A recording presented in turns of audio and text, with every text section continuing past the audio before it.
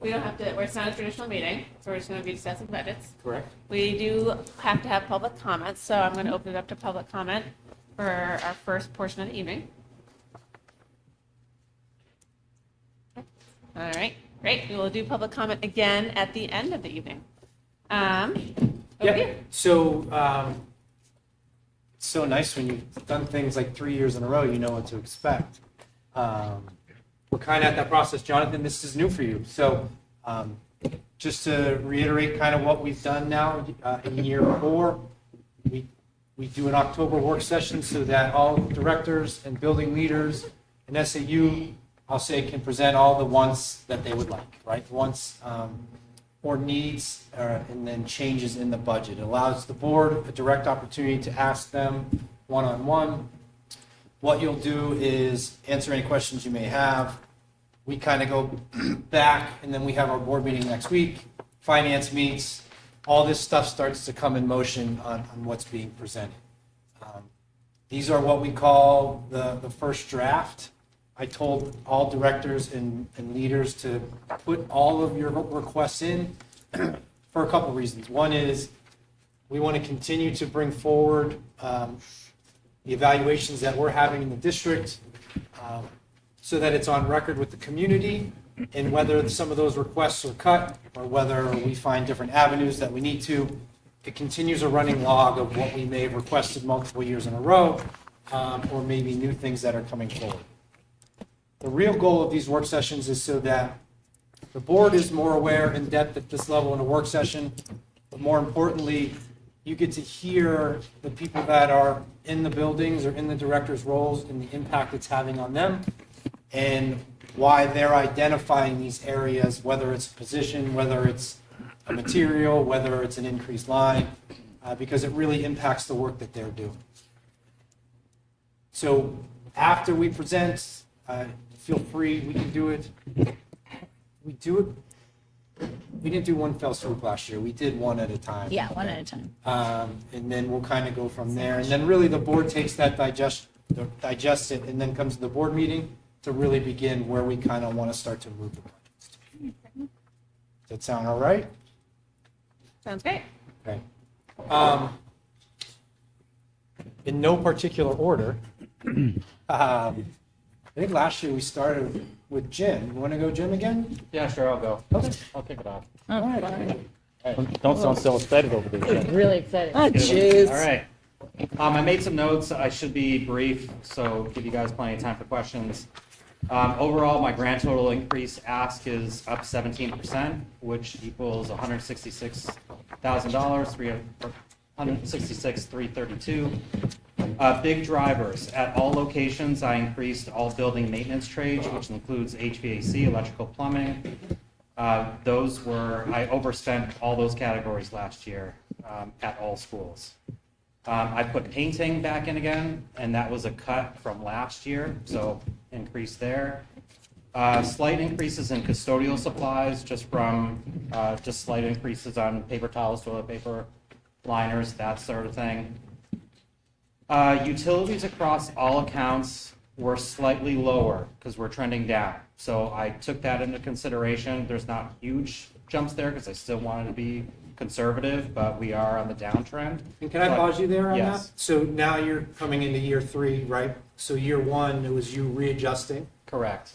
Year 2, you really begin the management, and you're starting to see that. So just, can you tell why it's trending down on the system settings you created? Sure. So the biggest building electricity driver in the schools are our HVAC equipment. And the best efficient piece of equipment is off.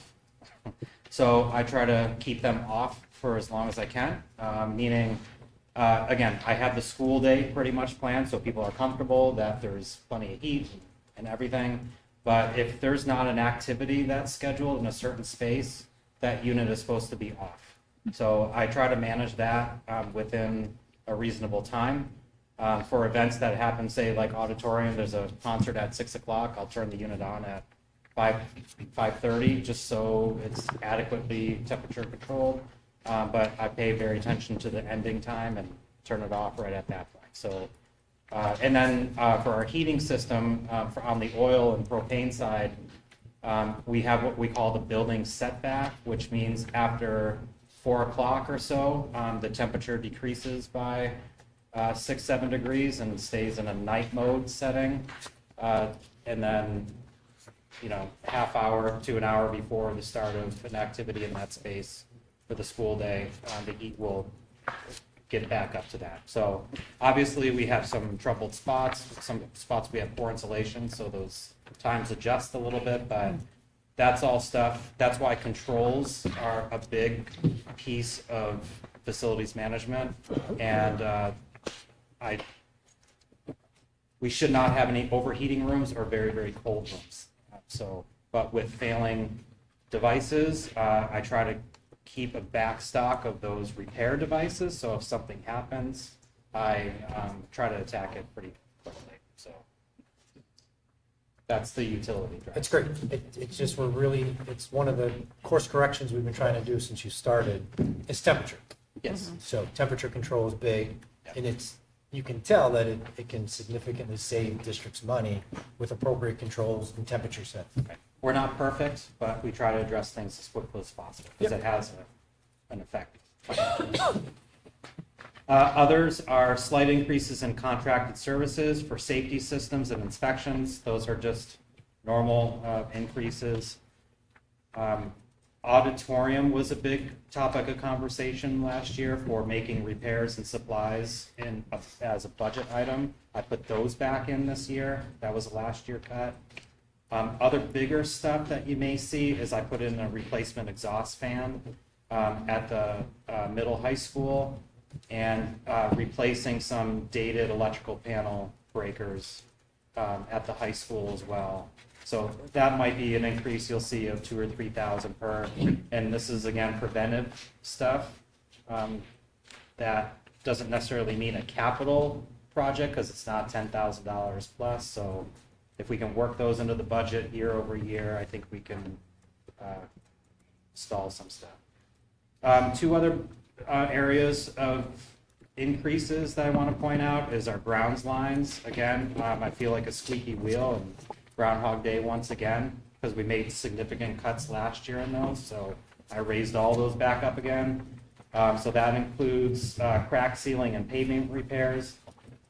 It's not to say that we didn't do them because those are our first end of year fund balance items that we try to attack if we have any extra money. So progress is still moving on that. It's just in a different bucket of money.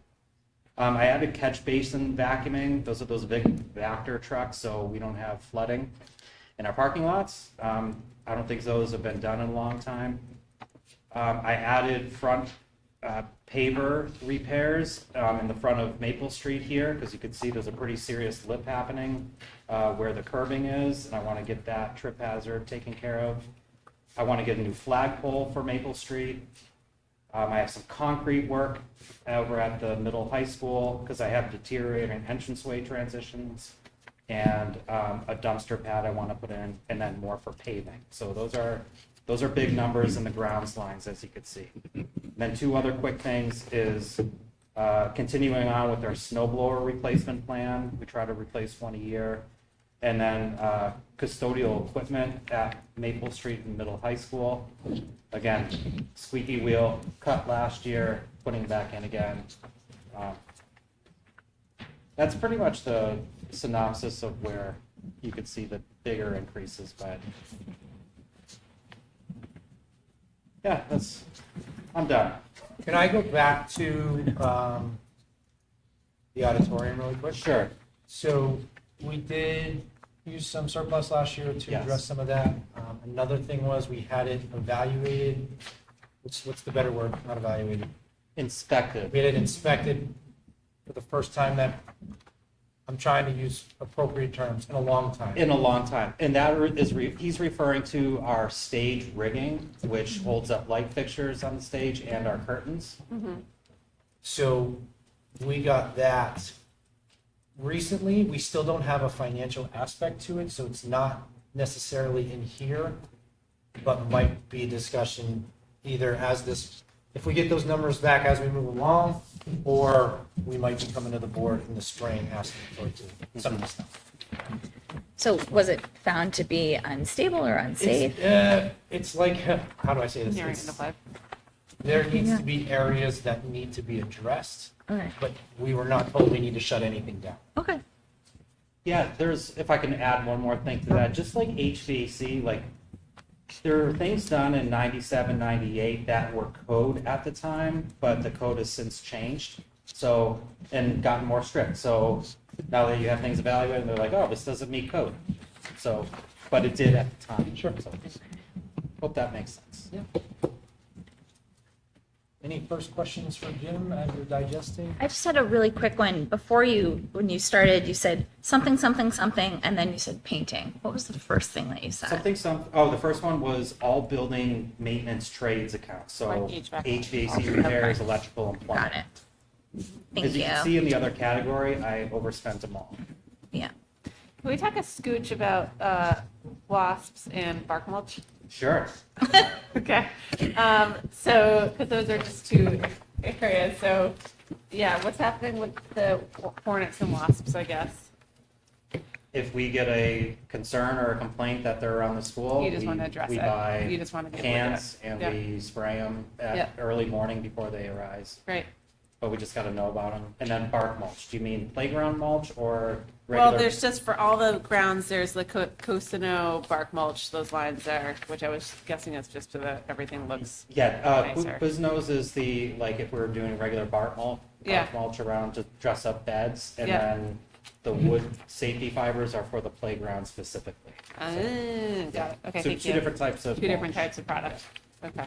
And do the wood safety fires get changed out what's the replacement schedule on those guys? I'm sorry, can you say that? How often does the wood safety pellets, I'm just curious, I have The no wood idea. chips on the playground? Yeah. We try to get a load every year, like 10 Okay. yards and then Yeah. just spread it around. Yeah. That's right. it. Okay, But as you can see around the properties, we didn't buy any regular bark mulch for any of the beds right, because we overspent on other grounds Yeah. activities. great.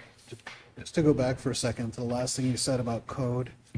So if you build something to code, like, are you grandfathered in terms of if they change the code, is it until you touch it, you're okay? Or is it, oh, it's a safety issue and they've said that, Yeah, they're pretty careful on how they recommend it or how they label it. They'll be like, this is a big recommendation or this is a complete failure. okay, So you're absolutely right. If you touch it, you should, then you got to meet you code. got to meet code. So that's always going to be a factor when it comes to doing Anything. repair as opposed to replacing, for instance. That's correct. Okay. And I'm guessing, last question for painting, Sorry. no, you're great. No, I just thought of it, that the painting is interior painting, right? Interior We don't have painting. exterior, it's brick. Correct. Great, thank you, Joe. The electricity and oil, that's locked in at the high end on this, at 373. Can it go down, or is that the highest it's capped at? I don't know if Laura deals with it or you deal with it. Well, we both do. Okay. It's like playing the stock market. We Okay. have a broker that we trust of like, hey, tell us what it's going to happen, what electricity is going to do in July 1 of 2025. And this Yeah. is where we're doing, like, Right. a They said war they- can happen, it could change things. Yeah, they set a futures index, like you Yeah. can do it with H&R Clef as a consumer. Yeah, I know we had a meeting with that company. Yeah. Like just for budgeting purpose, I'm just trying to figure out. Like, They lock it, they so lock it in? doesn't Okay. go down, it doesn't go up, and Okay. if you buy up into a certain amount at that set price. So it's fixed, okay, that's And what I want. they'll give a range. It could be Okay. this high or this low. Again, just being conservative with Yeah. utilities, we always go for the higher number. And right now, we're locked in through December 2025. Correct. Okay. And so half of next year essentially is locked, and then we're looking at negotiating the second half. For electricity only. Yeah. And we do oil and pellets and propane. And year to propane year. yearly. Yeah. Okay. Perfect, thank you. No, good questions. I got a few questions. I know you do. Okay. So, again, my process is kind of like for everybody. So as I go back to 23, 24 budget, and then I look at actuals, and if there's a big spread, I'm just curious as to why. And sometimes I'm assuming it's contractual, and other times I don't know why. So that's a lot of where I'm coming from. I think the first two on the first page are from Mike. So travel and professional education, one is for 500, the other is for 3,000. and last year we spent $90. So is that like a contractual thing? Is that accurate? Okay. Page 1, Jim, what is Operations Hero? What is that? That is our work order management system, and it also does building use and events. Then sliding down to the bottom of that page, DW maintenance equipment, it's $4,000. Again, last year, 23-24, 3,700 was budgeted and we spent nothing. So I'm curious if that's, Can you say that out, what line you are? What's the line? the line, 3335? line is, yeah, 335, Yeah. Account 610. bottom of the first page. This is DW vehicle maintenance. It says DW maintenance equipment, account 610, general supplies. Right here. Yeah. I only have $200 there. Function is 2630, Jim. Yeah. It's your grounds. Oh, okay, I'm guessing we got it last. No. general supplies for DW maintenance. Maybe you and I should just sit side by side. Yeah, we should. Actually, I think that was a residual for COVID and PPE supplies, I believe. Not 100% sure, but yes, we should. I think we're on different lines. sit side Rob, by was side. your question, Yeah, it's this one. why is there a budget for amount we haven't spent this year's budget amount, 3,700? Yeah. That's a good question. Yeah. So if we didn't spend any money in 22-23 and we didn't spend any money last year, why are we still budgeting for it this year? Or actually for a year out, because we're in this Yeah, that's a good question. year. Wait, what's the answer to that? I don't have one. Okay. Rob, if I can, I'd like to look into that further. Yeah. Historically, we have tried, rather than hit district-wide, we have tried really hard to hit the individual schools. So that may be a pool for overages at the individual schools that we transfer over. I'd like to get back to you on that one. Okay. Thank See if you. we have any overages at the schools themselves. The next page, Jim, I don't know what's easiest to give you to locate where I'm at. There's a really tiny number at the bottom, 335. Is that what I'm doing? Anyway, this is for gasoline, and again, 23-24 was 37.50. We spent 13.46. The year before was 22.50, and we spent 18.32. Yeah, gas was obviously a wild card. This account houses our van, also our small equipment gasoline. You could see that it says at $5 a gallon. I think we just continue that forward because we don't know what gas is going to do like any other utility. Right. I guess my question is, are you moving it forward at too high of a number? That's my question. 2 years in a row, we're off by I would say- a couple of $1,000. It's conservative.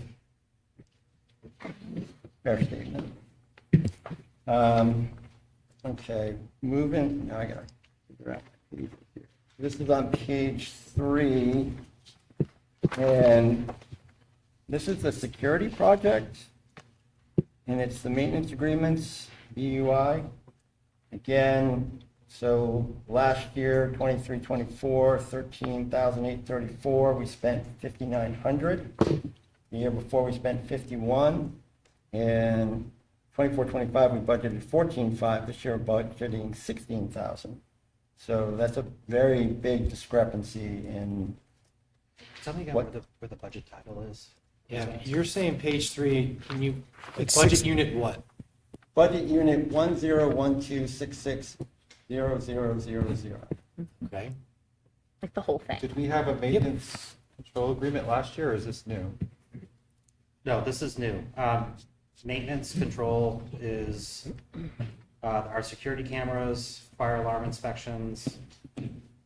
Does it say security district-wide maintenance agreement? It says HMS security. Oh, uneven. This guy right here. Yeah, so we're at Carl Martin School. That's what we spent last year. That's what we budgeted in 23-24. So that's a big gap between those two. Okay. Okay. Rob's just gonna move around, sit next to everyone. Oh, so last year, for sprinkler systems, every 3 years, there's another required test that we have to do. And Yes. were some big factors in it. Remember, we budgeted for a major thing last year that we took out of fund balance? Yes, though, actually, those, I believe, Actually. you budgeted for them, and we said at the time, we need to do these sooner rather than later. Right. So now they're entering the budget for the first time. So can you actually just explain something, because there seems to be a discrepancy in a few different places? If you're looking at, what is the delta between the justified dollar amount all the way to the right? Is that what we should be looking at versus the proposed 25-26? So if you see discrepancies, Delcy, please let me know. But the justified dollar amount, these are considered the notes. So these are the itemizations, and we, as best that we can, have gone through and made sure that the subtotals on those justified dollar amounts equals your proposed 25-26 budgets. So far right to far left. Yep, far left, Yes. all the way to But the far right. I- Those numbers should match. Because I think, Rob, and I don't know if you've been looking at the same one that I have, that when I look at 101266000, I look at it and I see the hood cleaning, which is that line where $0 was used of a 9261 budget, Yep. when actually it's not a hood cleaning for 9261. It's like all of those things. It's not. So you see, that's a good point That makes to sense. point out as a matter of just understanding what we're looking at. So all of those blank lines that are there, Yeah. those are All all items within the 492 unit. right. Okay. What's called an object or account. So that out of that 9261 that you're seeing for the 23-24, Right. or if we look at 10,625 for 25-26, Yep. only 400 of that is for hood cleaning. Correct. Yep, and then it goes down. Yeah. And I'm assuming if we were to add up that justified dollar, All these things. Like, that's going to come out to the 10,625. Yes. Yep. Yep. Helpful. Thank you. You're That's welcome. very I apologize that I didn't do that as housekeeping in the beginning of this, in reading our budgets. That's great. Because we did all these things. We're getting there. We got to talk to Laura about that one particular account, because that doesn't really make sense, why it would show that we didn't spend. That's also why I was asking about the wood chips, because it turns out if you look at 10126303335, 2 chunks up, 3 chunks up, the delta's not from wood chips, it's from all the other things. Yeah, this is very interesting. So I will, I'd like to look into this further as I look into our system, and I see that our 23-24 actual spend on this line is 590552. So, let me talk with Michelle and see maybe And we if see we're that. missing something about this coming over, or that's the 430. Hold on. Okay. Let me, take a little So we deeper were dive. overspent in that category. So we actually budgeted, Give me just a minute. we budgeted. Rob, you want to go to your next one while she tries to work through that? Sure.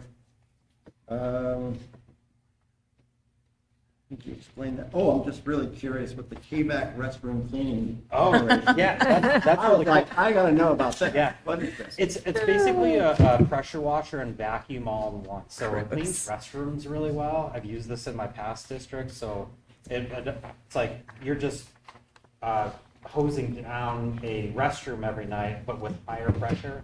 So And it's sucking it all yeah, up, too. so you're getting walls and behind stuff that you can't get in there with regular spray and wiping manually. It's pretty cool. Quicker and better. Quicker and better. Rob, can I just ask something before you go to the next page, if you're going to go to the next page? Up on 0335, you have the snow blower on the bottom line of that. I'm just curious, and maybe it's just because I'm not used to it, but I see that 2324 actual is 1327, and then the replacement is projected at 2,000 for the snow blower. I have 2,800 for replacements. Okay, I was looking at the line 735, I was just looking at the proposed, You're seeing 1327, right, Jonathan? Or on, what actual was, 1327? right, so the actual is 1327 for 2324. But this is to replace, right? So was that, like, what was that? Was that for maintenance? I'm not seeing that dollar amount. Okay, Oh, I see. I see what you're Rob, can talking you show about. them this? this line. So if you look at, This is the Cal Martin School. Oh, Right. Harold Martin. sorry, I was still trying on stay on the same page we were on. I know, yeah, I just have a question. Sorry. So I'm just wondering, like, what's the replacement cost of the blower? Is it 2,000? And then why the 1327 from 2324? We're looking. Basically, are you projecting the increased cost for better snow blower? Or is it, like, you're talking about the Well- $700 difference? Well, no, I'm wondering, did we spend 1327 last year and then we're projecting another 2,000 on the same blower He's this trying year? to do one snow blower Oh, a year. 1327. Yeah, I don't know what else was, I don't know what that expenditure was last year. Replace equipment. Okay. I didn't know if maybe you were breaking up the replacement cost or something, or, No, I didn't. okay. Again, I don't know what that 1327, I would have to Do you go want me to back tell and you, see. Jim? I can look in a Sure. minute. Jim, we didn't receive any SAFE grant last year, right? Safe grant? No, that, We that weren't in was the 2 first years ago. round, yeah. And then I have one other housekeeping question. Just for general clarity. Do you know, sorry, go ahead. No, really quick on that, like that, I don't need a new snow blower for Harold Martin, so that's not, I don't know why that, that note is in there. Okay. Okay. Well, it's also down below. So I need one at Maple Street. there's one there too. Yeah. So I didn't know if you were doing one. Maybe there's a per cut building. paste or something, or? So when we write the Copy budget, the paste? notes are in there for last year, From so last if we don't year, go yeah. into each individual line item, the notes will show. Okay, Sometimes they carry over. okay. I have a question. Captain, on budget unit 10226203335, the plumbing. So in 2023, we budgeted for 16,000. The actual was 13,000. This year, if I'm reading this correct, we budgeted for 3,800, and we only spent $99. Is that correct? And then for next year, you're asking for 5,000. Correct, over at Maple Street, right? Yeah. I think this is one of those where,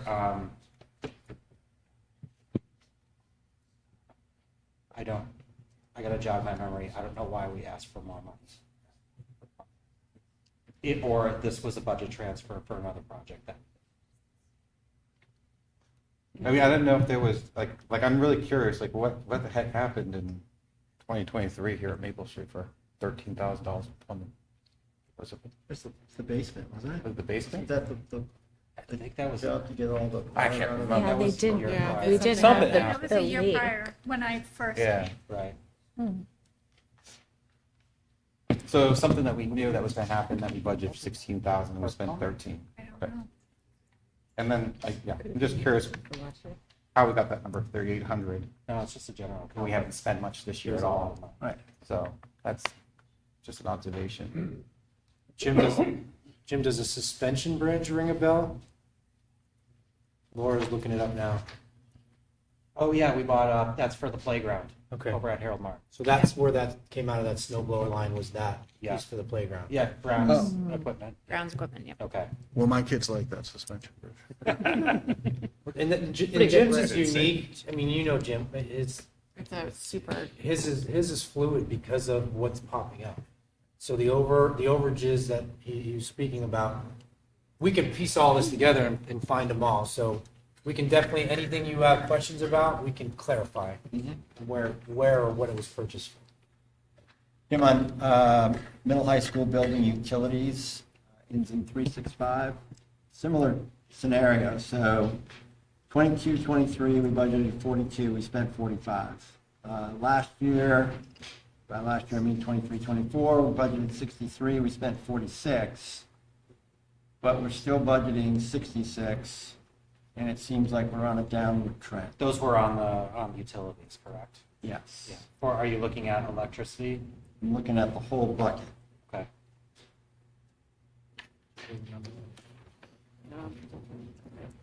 Yeah, again, this is being as conservative as possible with our utilities. Again, last year was a mild winter, so to speak. So I mean, I just think for some of these things, there's a difference between being conservative and being too conservative. So I think going back and looking at those trend lines and deciding what you're using probably makes sense. Are those rolling 3-year averages? yes. Yeah. I mean, I agree with you, but I think the utilities part is hard because like you have to. I understand it's hard, but if we're having the same practice year over year, then we're off. And I think. One second.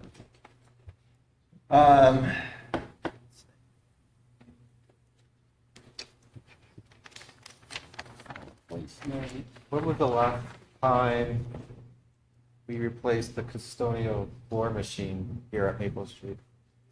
Never. The machine that they have here was the hand-me-down from the middle high school. Okay. Ask Mr. Duffy about that.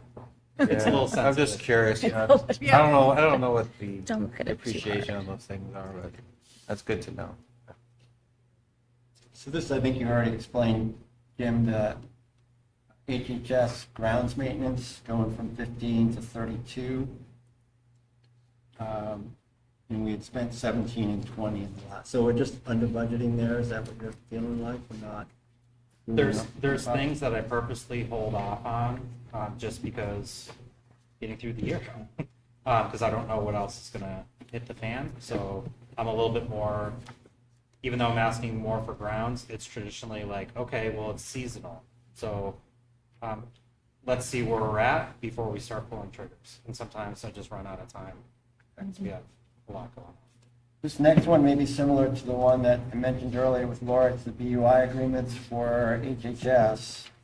And again, the 23-24 Act rule was 11,000, it was 7,000 the year before. Oh, I'm sorry, Rob, I'm where are at you? lots of zeros. 104266 0000. Okay, can you start over your question? I'm there. 104. Yeah, I'm there. 266. Just your question, okay. Same thing, Laura. We have to really check to see why the actual, with all those things, is not, Yep, doesn't look right. I will research it and bring it back next Tuesday if that's okay. Unless you would like it sooner. I'm sorry? I can research it and get back to you Oh, next yeah. Tuesday. Yeah. I mean, this is all with an the update. beginning of the process and just understanding what's in front of us for the numbers. So also, Laura, Rob will give us a copy of his. Great. Just so that as he's rifling through these, we'll copy it and then be able, okay. We can sort of start working through that in finance on Thursday? Yep. I like when we sat down last year, just like going through everything. Yeah, and this is a good format, but it can be a hard format at the same time. And then I think that was my last question. Can you also just explain, Jim, and I know we've done this, I think in years past, the distinction between the HS categories and the HMHS? Because you have the same buckets across HMHS and HHS, and so it might be confusing for people who are looking at duplicated functions. Yeah, and that took me a while to get through too. Basically, it's like a 70-30 split for an expense. So even though it is labeled as the same project, you got to combine the two numbers together instead of you get a one view of that. So And that's because HMHS is for the middle school. correct. In here, I think it's Switched? It would make sense, but HHS seems like Hopkinton High School. HMHS is the middle school. HHS is high school. High school. Great, Yep. thank you. Thank you. I would, Rob, to your point about continuing practice, I want to say that what we discuss as a leadership, and conservatives, the word, is that we're living this year in a practice that we've never done before and essentially flat lines on a lot of things. So knowing the results of what that will be versus what we're trying to, again, budget for, I I hear you, but the trend, the trends Right. would say to protect rather than, and if we want to cut, I would rather cut non-energy lines because that's the stuff that fluctuates out of our control. I'll be very, very blunt. I want to make sure we're not over budgeting. Sure. So if in the 2 previous years you budgeted 5 and you spent 4, and that's consistent, don't ask for 6 the following year. That's all I'm saying. No, Yes, I would, living in this year is challenging for us. I would also caveat that I think there's like some very complex geopolitical stuff that I think is affecting futures prices for this year. So like when you're doing energy budgeting, it's good to sort of keep in mind where certain areas of the world are melting down. We'll get you Which the was not We're on- happening. Yes. Which is great, that's fine. Yes. No, But yeah. I hear you. I just, it's very thoughtful. It's not, Jim's using a fair word of conservative. But I want to understand this, Rob. So to go back to the 23.6, to the 20365. So this is, I think what you were talking about, Maple Street, the utilities. Sure. Is that what we're talking about? Yeah, but why is it? So that's what's skewing this. So 2365? You could use that one, sure. Is that the one you were talking No, about? it wasn't, but that's Oh, all right. okay. It does the same thing. Well, except that the 20, maybe this is why I was confused, because the 22-23 actual is higher than the Head where Yeah. budgeted, but then you go to 23-24 and it's lower than. Not, I mean, off by some, but not off, it wouldn't seem to me by more than market fluctuation would account for. Maybe it is, but. Sure. So I just want to make sure I understand the point you're making. The point I'm making is that in 22, 23, Like which we line spent it is? 102,000. In 23, 24, we actually spent 107,000. Okay, In which that one's- year, we budgeted 145, now we're asking for 154. We just follow along the home, the bouncing ball. Okay, so you're on here, you're on the high school now. No, I'm not, yeah. The high school. So I just want to get to the same line so I can follow what you're saying.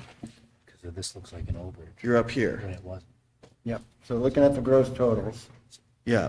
So the first, so 22-23, actual is 102, budgeted is 96.9 for 22-23. yep. 23-24, actual is 107, budgeted is 145. Okay, that's a big differential. So if you take Then that- we're budgeting, we I see budgeted you there. 148 for the Okay. year we're in now, and now we're at 154. And I think, I appreciate you showing me that, because I think I was looking at the Maple Street lines, which weren't as They're tighter. big a differential, so I couldn't quite follow your point. Yep. But now I do. Okay. I see Dan it. never passes up a free meal. Thank you. Any other questions for Mr. Rizzuti? You don't want to give yourself a $50,000 cushion.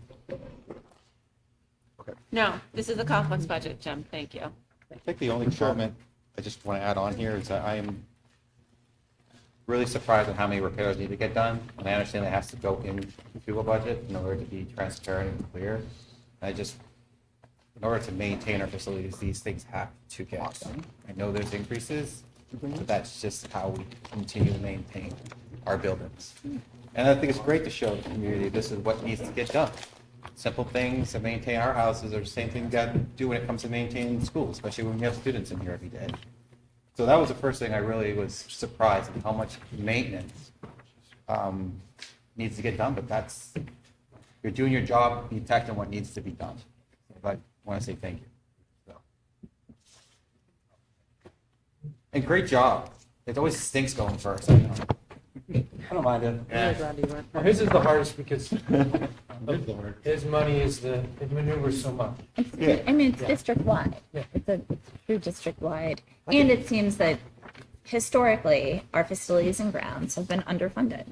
So we're also playing catch-up. We are still paying a huge bond for deferred maintenance. If we don't want deferred maintenance, this is what we have to do. And I mean, also asking me what I purchased last year, I purchased 7 things and Jim is 1,000.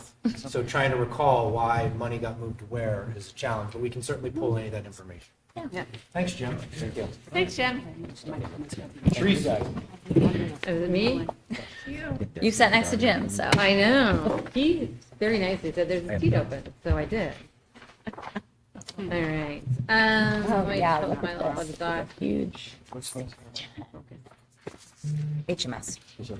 So you'll notice the HMS budget is just about what it was last year.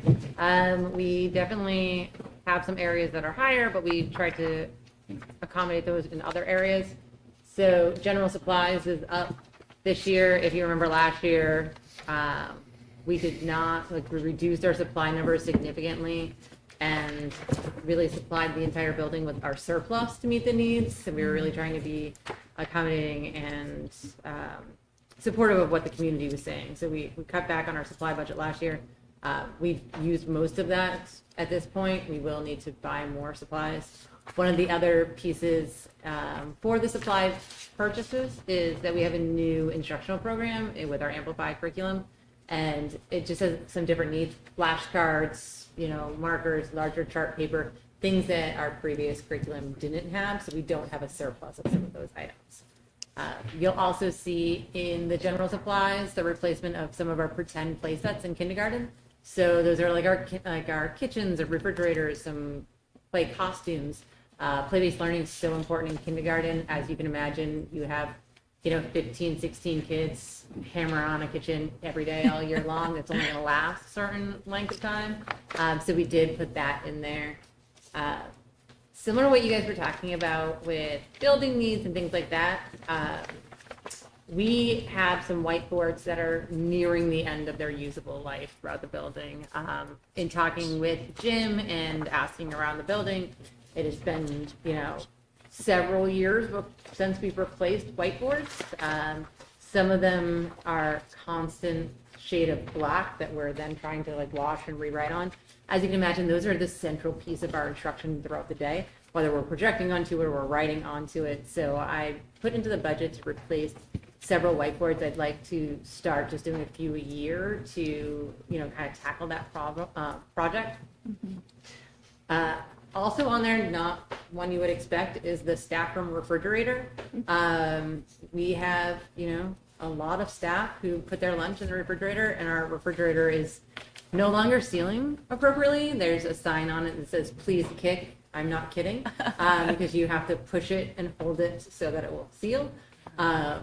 If you don't do that, then it stays open and everyone's food is meh, cold. There's few things that anger a crowd at lunch. Warm lunch is one of them. So that is in there. And then you'll also see an increase in the nurses line to replace our audiometer. We are currently borrowing from the other buildings because ours is broken beyond repair.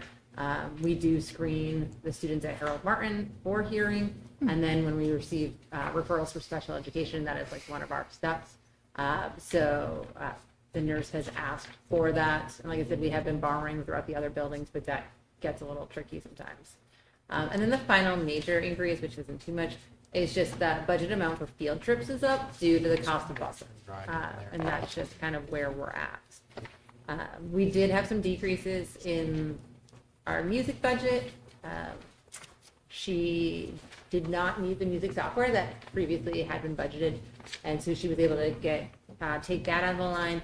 And then the reading department has had a significant decrease because we bought the new curriculum. So we're not buying a lot of the decodables and the items that we were using before. And then we've shifted some of that cost to the curriculum lines as well.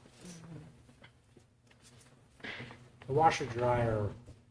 Are we not cut, on here because Right, we cut, we cut the washer and dryer from here because we went, we'll get a donation, we got a donation, so we cut a washer. so there was a washer and dryer on there. The washer and dryer has a lot of value and purpose, but one of the things that we are noticing is that we're washing more kids' clothes. And we had very old washer and dryers that were taking Miss Kleiner and I all day long to wash and dry clothes. And we had some really great donations and people said, well, we'll buy kids' clothes. For some kids, it's a point of pride, and for families, they want their clothes. This is what they came home in. Some kids are afraid they'll get in trouble if they come home in different clothes. So we worked really hard. Mr. Damaris is great because he would move all of his stuff so we could go downstairs and try to negotiate the washer and dryer to get kids the clothes they need by the time they need them. But so we are very thankful for a donation that is coming in to allow us to buy commercial grid products that are going to be much more faster and efficient. So I was able to cut that from this budget, which was nice. I have a question. Yes. Can you go to budget unit 10111000217? So, What's the name? it's HMS Harold reading. Martin Reading. Yep. So this year we spent, this is writing paper, maybe I need to have that unpacked a little bit and for understanding this. So we budgeted for 6,000 in 2023, 2024, and only spent $77, if I'm understanding this correctly. Then this year we budgeted for $5,761. Which line is this again? 610, general supplies, under HMS reading. Okay. And if I'm understanding this correct, we have not spent anything this year. And I understand that there's a decrease of $450. What's this, why is there a sudden drop? This might be what she was just talking about, how with the new Abilify curriculum, Okay. they're not buying some of those. I don't know if that's Yes, no, part that's of it. exactly That's what it is? If Okay. it- This is with the new Amplify. Amplify curriculum, we have like, you're going to see an increase in our curriculum purchases through those workbooks and areas. But we no longer have to buy some of the other items that we were buying when we were Okay. using multiple programs and trying to piece it together ourselves. Okay. That's the same for math, right? Same for math, yep. Thank Now you. they have illustrative. And what about the information access fees again? I think you already said it, but under HMS reading 643. I think that is 643. It's all plan book. I think that moved. That moving is, the no, number. that's $1,700. Yep. I think I'm gonna ask Laura. I think we moved that. It looks like there was something that got moved. Yeah, I believe it got moved to Guessing it's a curriculum. district Yeah. wide. Okay, thank you. And Great. under the 021, there's general supplies, there's 9,000 for school-wide general supply bulk order. For the bulk order? Yeah. Is that just basic pens and paper and stuff, or like what's the 9,000 for general supply bulk order? I'm trying to find it really. Jonathan, where are you looking? It's We under the can't hear you. 021, and it looks like it's line, it's under 610. Thank Yeah. you. Thank you, my dear. Oh, yeah, first page. Under 610. Under It's books. gotta be, oh, 9,000 school-wide general supply bulk order, yes.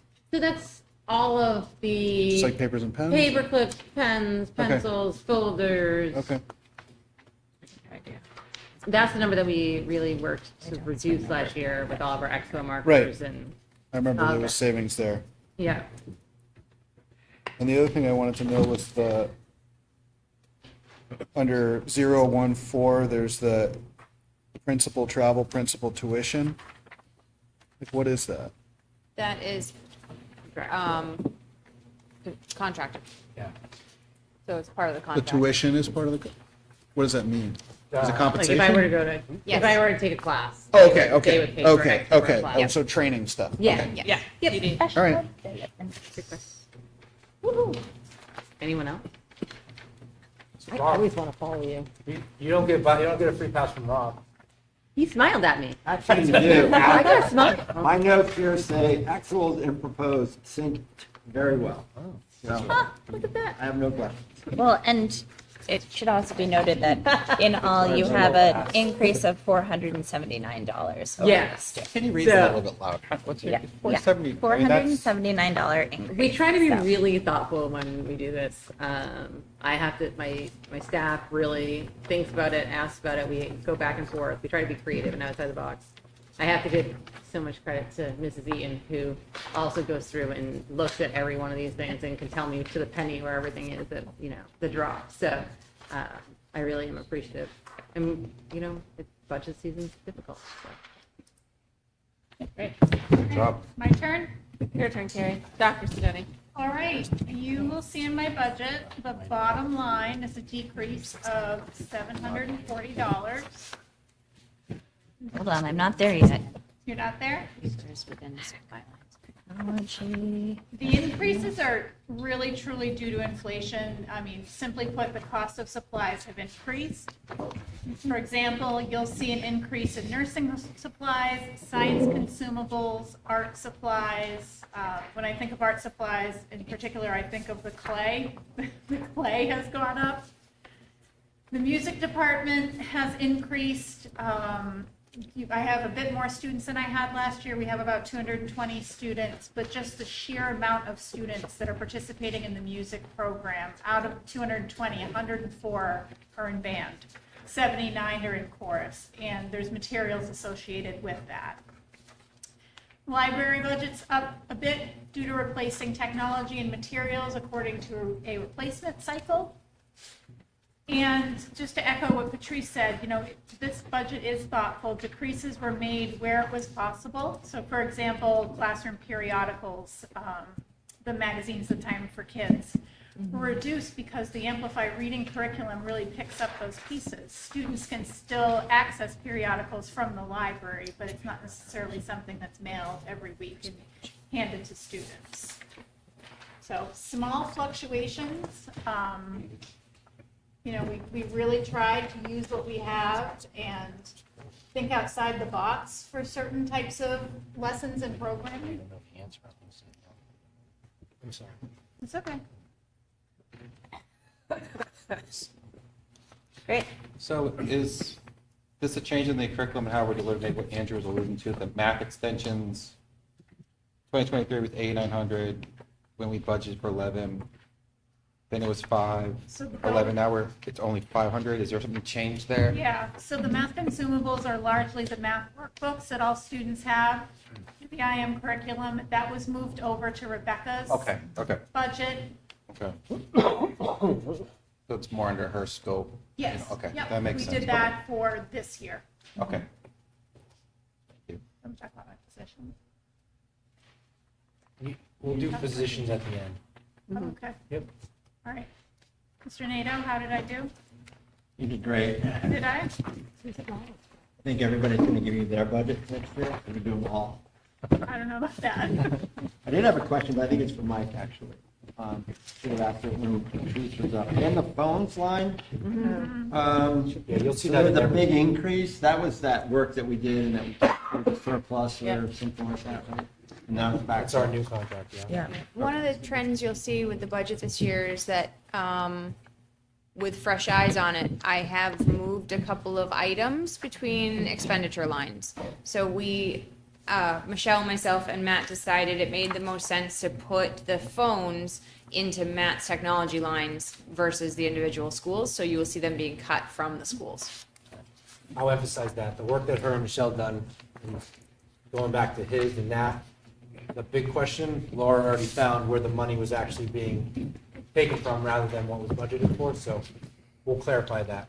It's her, this is her budget, that's why she's here. She's gonna be operating in this, so she met with everyone and asked all her new questions, and there's been some reorganization within the lines.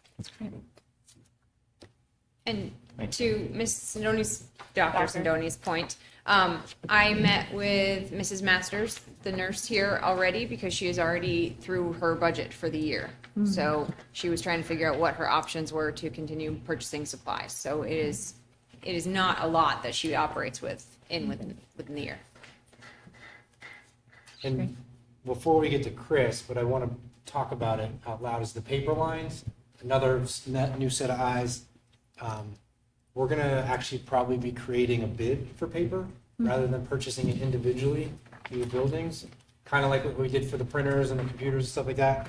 So Laura talked about what they did in her previous district, so we're hoping maybe by the time we get to finalization, we might be able to reduce some of those lines. I don't want to use the word significantly, but at least it's not being purchased by individual schools on individual needs, rather in bulk by a district. Is that fair? That's fair. Okay. Great. Mr. Missouri? Okay, so the overall athletic budget I have is up by 5.08%. I'm going to do high school first, then middle school, and then if that's okay. The high school one, the increase is really, the officials are going up. They go up every year. We have a contract with them, and it goes up every single year. The other big one is the transportation costs are going to go up. So those have actually, I've only increased them slightly. I think we're able to absorb most of the hit with that one, but they are going up slightly. The big ticket item in there is a golf cart for the athletic department / athletic trainer, for $5,500. We are one of the few school districts, if not the only one, that does not have one. When we were trying to get stuff back and forth from the fields, when we have injured players that we're trying to remove from the fields, we have no way of doing that safely. And an athletic, a golf cart would be a huge boon to safety as well as moving stuff around. And that is the biggest ticket item that is in there. The other change has to do with uniforms. And as you probably remember, recently you got a very generous gift to cover Nordic uniforms for next year. It was actually would have been in next year's budget. I've talked to Mike for a couple of years about, we have a 5-year cycle for uniforms, and we talked about we really should have a 4-year cycle for uniforms. That by the time you get to the 5-year cycle, once you have the varsity uniforms, they go down to the JVs. So by the time you get to year 9 and 10, those uniforms are pretty nasty. So that is one thing. The other one, as Mike and I talked about, is that if you've got a kid who does make varsity as a freshman, they should have new uniforms once in their 4-year career.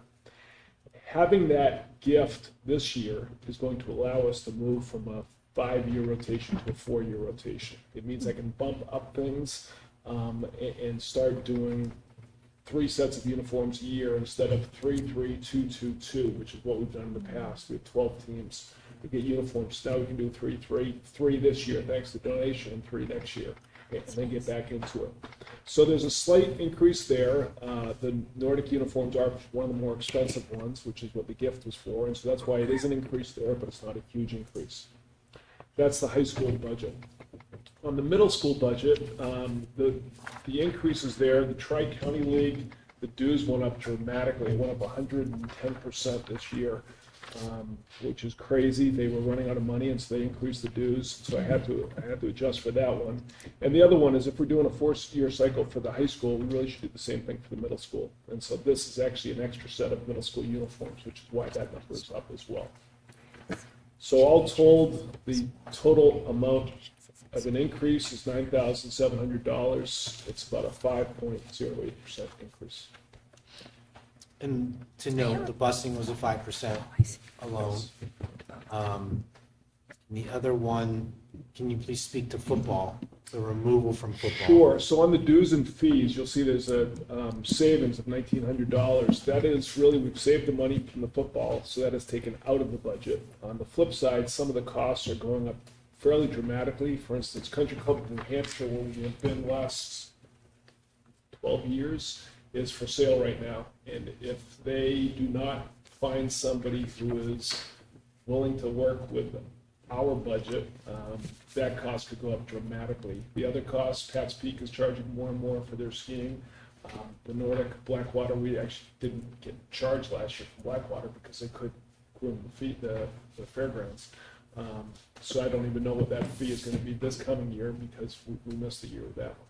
Fees are just going up. And so although there was some savings that had to do with the football, there are other costs that are going up as well. Yeah, on the middle school dues, I know you said that it went up. Yep. Again, going back to the sing-song of the budget versus the actuals the last 2 years, what was budgeted was almost twice as much as what we actually spent. Yep. So do we need the extra 400 that's in there, or can we stay at the 27? Well, the problem, as you may remember, was the lack of snow last year. We had no Nordic. There's no Blackwater. So that comes charge. from that. Yep, Comes that's from where that. that's where we pay for Blackwater and also for porta potties. If we have a home race, we never had any home race. So both in the high school and the middle school, we didn't have those costs, but I have to budget for them, assuming maybe we'll get a home race this year. Thank you. Yep. And on the Hawkmobile, Yes. I like the name. I like the way you're thinking yeah, there. I'm thinking, Oh, God. what? Right? I mean, is this, Mike, is this something that maybe we write to the foundation for, or go through the booster club? We've talked, Dan and I, we've talked about it every year I've been here. And we could probably access the foundation if necessary, because it lived for a long time. Not having a trainer makes the argument for the hawk cart a little bit different. Hawkmobile. Because if we had the trainer and it was a full, like, there'd be no question that you should have the trainer being able to get anywhere in a 911. So we've talked about actually the country club that may or may not continue on might have extra carts going on, but you're trying to find the right one that has a back seat so that injured players can get in, or injured students. Or what most people don't think about as well is we've had a couple fan issues this year, maybe not this year, but in which they've needed support. So I like where you're going with that, Rob. I can certainly speak to some people. We have a meeting coming up and see if it fits their appetite. One other piece with that, the new bathroom facility will actually have something to do with this, because we have to put a place to charge the car and keep it, and that would be the logical place. So that's something that hopefully will come up next spring. Hawkmobile, duly noted. Dan, Yes. why are you not asking for a trainer? We had a discussion here. We're doing personnel separate. So people. Oh, Yeah, got this is it, got it. Sorry. It's exciting. And I'd like to mention, Dan and I have talked about this a little bit. His budget is offset, remember, by athletic fees that are collected from families that participate. So he's one of the few that actually has some offsetting revenue that comes in every year for his budget. But most of that pays for middle school, I It's not dollar per association, it's a coverage of all Yeah, athletes. yes. Yep. I got Yep. it, Mr. Flynn.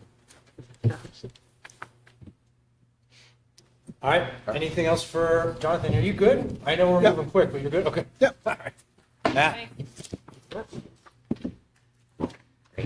Juice nice. So we had some goals developing this, obviously maintaining a strong replacement of classroom technology that we've worked on. You'll see that some of the expenses sort of move around the district. For instance, we completed a replacement of most of the projectors at Maple Street over the past 2 years. So there's a cut at Maple Street, but there's an increase at the middle high school, for instance. We're also trying to take advantage of federal reimbursement dollars through the E-rate program. So there's a pretty aggressive capital approach here with two major infrastructure projects. One is the completion of our network switch replacement project that has been ongoing for the last 4 years. And then the second piece is the beginning of a replacement cycle for our wireless access points. The oldest of those, I think, I should have looked how old they are, but their end of life is starting to come up. The other thing that we've really found with our current vendor, although we've been very happy with the performance, is that the maintenance cost on those has been rising quite rapidly. You'll actually see that in some of the information access that we've, actually, I have to double check which line it's in, but the cost for some of the maintenance of those has been rising pretty rapidly. So in terms of obviously, one piece, as Laura mentioned, is that all of the phone costs across the district have been consolidated into technology, which I agree makes a great deal of sense. It's literally the line right next to our internet access fees. Our phone access fees should be in the same place. So that obviously has a big impact on the bottom line. That's a big part of the increase in technology. Certainly not the only cost. The other piece that is in there, I had actually originally cut it. Mike said put it in so we would have the discussion. Same thing that I did last year. The classroom audio systems during the building project, we added classroom audio systems to all of our elementary classrooms and our high school classrooms that didn't already have them. Our older high school systems are still there. They are aging. At some point, they will need to be replaced.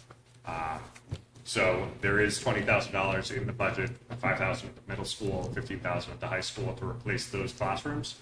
I would say if there's an area where we need to look at cuts, I would certainly start there.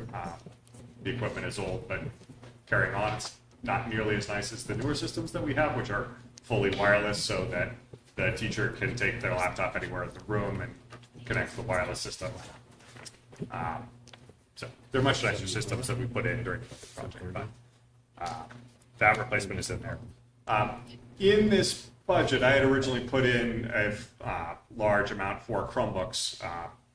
Thanks to Michelle and Laura, there is actually a cut in there with a notice that money is to come from the technology trust. That was why we established the trust during COVID, with the understanding of buying a huge number of Chromebooks. At some point, they would need to be replaced, and next year is the first part of that full replacement cycle for those purchase machines.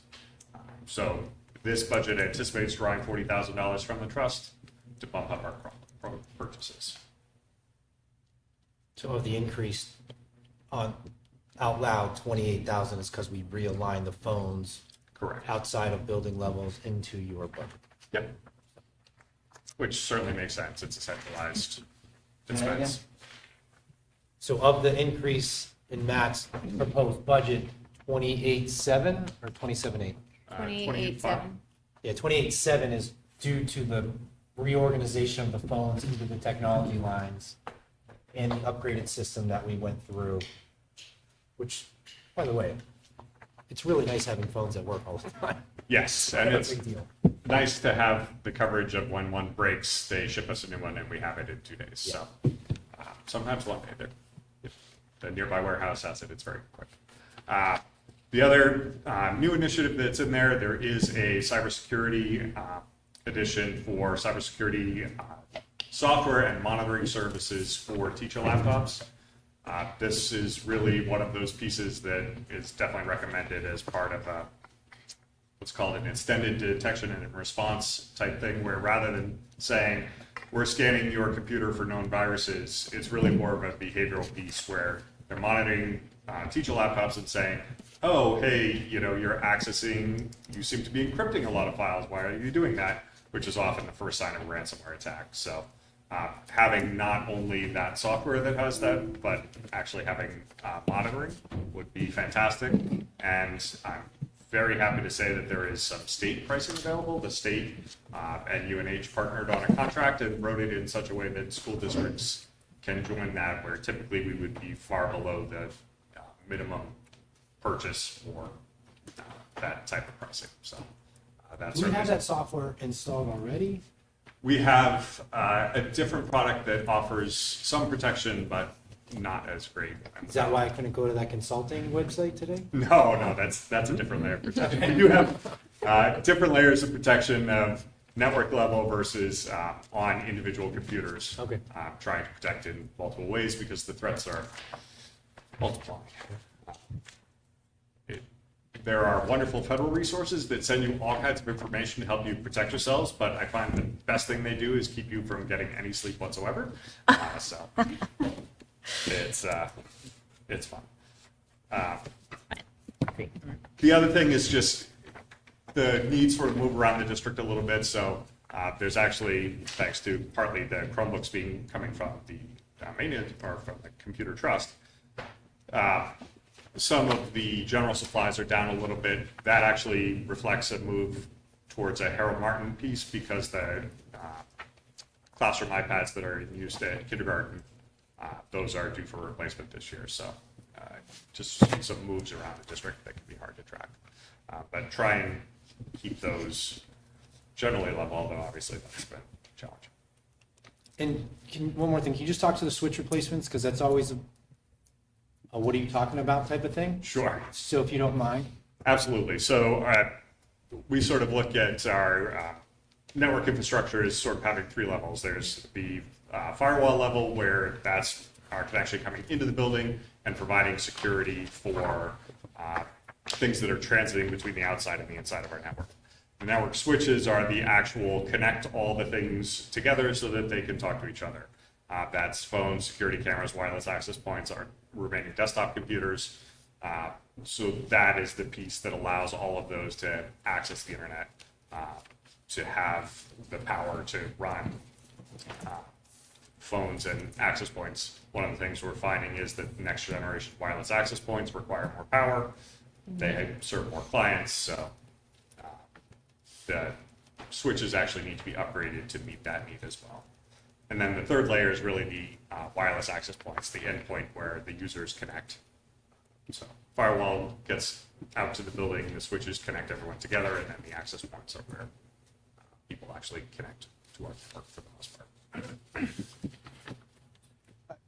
I just have a couple of quick things I'm trying to understand. On the first page, on the first section on 5046, I'm just looking at, it's the first data communications, 532. Yep. So I'm just looking at, and to take a page out of Rob's book here, the 22-23 budget is 43,500. The actual is 34,600. The next one is 43,500. Again, actual is 31,000. It's less. And now we're budgeting 52,000. So it's not so much whether we need these things. I'm just curious about how confident you feel about the number in the budget. Do you feel that I would number definitely- is high? I think I would want to look into the 23-24 actual, because I can tell you we spend more than $31,000 on Okay. our, So the actuals might be off?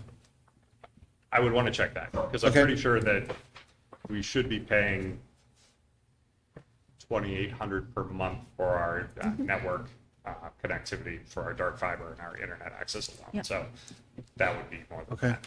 That was our upgrade then too, right? That's when we had the upgrade. We did have a speed upgrade, although it didn't actually end up costing us anymore. It was just kind of their And cost then went the down. E-rate so- come back differently too. Yeah. Maybe we got more reimbursement. Okay, Yeah. so We'll look into that one. report back. And then the other one that I wanted to know is at the bottom of that first page on 5046, third line down under HMS Tech, General Supplies, 610 is the account. This is for the iPads, cameras, general supplies. Yep. It's a smaller numbers, but the 22-23 budget is 2,300, actual is 1,650. The next year it's 2,200, actuals 1,564. 24-25 is 2,200 with zero actual, and now we're budgeting 8,700 there. So that's essentially adding the 6,600 for the classroom Chromebooks that are a once every 4 or 5 year expense on top of the. Separate from the ones we'd get with the trust.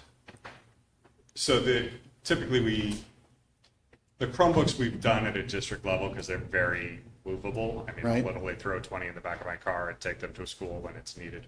The iPads are specific to Harold Martin because they're used in our early elementary program. So we tend to budget that in the building line. So when that's a wholesale replacement, it's going to be a 1 year bump, and then you'll see a reduction in the following year. Okay. And we budgeted for more than we have in the past as well, right? Right, it's like Yeah. three times or 4 times higher. Yep. Yeah. So as I mentioned, if you look at the District 610 line, for instance, on the first page, that line is actually down compared to last year, partly because we're taking more of the Chromebooks from the trust, but partly also because our expenses moved to Harold Martin. That's down What? 15,000. Right. Why wouldn't just all replacements just come from the trust? Like what, like, Essentially, because the trust was created in COVID time, specifically understanding that we were buying a huge number of Chromebooks that we would need to replace. right, We could absolutely fund all of our device purchases through that, but we've never funded it in a way that would come close to supporting it. So that would be a long-term project if we wanted to do that, or unless there was end-of-year funds to make a large contribution here. So it really was for the purposes of the Chromebooks. I wasn't around when you created the trust, but was it the vocabulary specific to Chromebook? I mean, it was. that's it what, was that's what my specific. recollection is. It was specific to Chromebooks. I think we tried to write the language of it so that it could be flexible in the future, Yeah. but certainly at the time, understanding. That this one is going to come. Yep. Again, I was on the budget side on that one, Okay. but that's my That was recollection before. as to what that was supposed to We be. were going to one-to-one. Sort of like a CIP, like a text. Is this something that we can keep doing? Can we afford it? And the community supported it at district meeting. Yep. Yes, and I'm Yeah. just more asking Yeah, about but that's, I just want on. why it's coming out of different buckets. No, I'm on the same page as you, but those trusts are That supported might have by been one of the bank. few things that passed that year. It was an interesting year. That was. Matt, I've a couple of, so it's similar themes, right? Yep. 23, 24, the overall's 275, and we spent 228. The year before, 266, 217. We went in at 274 for this year. It seems like of all the budgets, yours probably offers the greatest level of predictability. You know, we don't have, you know what I'm saying, right? We don't have needs for new classes or new students and those kinds of things. Don't coming jinx to us, sort of Rob. Championships, et cetera. Yeah. Jinx us over here. Unless a, That- You're unless gonna a, jinx us over here. Yes, I know. unless a barge goes I have another sideways in the question Suez here, Canal. but I'll Bart's ask gonna that later. nuke all our hard. So I guess what I'm asking, because last year when we went, you know, we said we're gonna go flat. Yeah. How are things looking this year in terms of those targets? You feeling pretty comfortable that you're gonna be able to do everything that you thought you could do with that 274? So I would say, one challenge that I have is that, much like Jim's budget, at any given moment, something critical can break on June 21st, and it's got to be replaced June 22nd, or the district doesn't function. That has happened. I have some more stories if anyone wants to stay afterwards and hear about file servers breaking the Friday before school started. That was a lot of fun. Had a great weekend. So there are some challenges there, and there is a level of conservative. I will say, like, the 22-23 was a year in which I was significantly impacted by an early budget freeze that I had held off on because of the uncertainty in technology pricing. That was a tough year because you couldn't get anything. So there is a level of replacement. Now, is 350 the right number? Probably not. As I mentioned, audio systems are, I put them on there because they're a long-term capital expense that will need to be planned for. Having the visibility of the board is important. I think for this year, we will be spending, unless there's some freeze early, pretty close to the target as much as possible, understanding that there's a level of reserve that I do keep into June because of that uncertainty and the challenge of you've got to operate right until June 30th. I guess we can answer. Does that help? Yeah. Can I ask another sort of budget-related question? When you talked about cyber attacks and ransomware and all that stuff, is there anyone in the universe that's insuring businesses for that type of thing? Yes, and we have cybersecurity insurance through Primex. It's part of our coverage. They are actually doing a tremendous amount to try and boost the level of cybersecurity hardness of their members. Really, they started that about 3 years ago, and it's been, I think, a tremendously successful project in terms of getting awareness. They are doing on-site demos with and tabletop exercises with leadership teams. Actually, it's on my list to talk with Mike about because they do it with school boards as well. And they partner as well with the Department of Homeland Security to come in for some of those evaluations. So, yes, it's the short answer. Thank you. Just like to note the temperature change in here. 'Cause It's Mr. Rozicki turned on Delightful. the heat Thank for you. us. Thank you. It's actually a little too hot. No, it's perfect. Everyone's a critic. You should adjust your budget now. Exactly.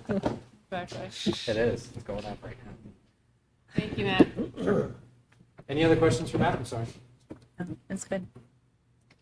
So I'm going to skip you. All right. Figured as much. We're going to go to Mr. Kelly. Okay. So the middle high school budget, it's always interesting because it's really budgeting for two schools, but within one budget. It's a 6% increase over last year, but if you look over our 3-year trend of what our actual budgets were, 2 years ago, we were at $420,000.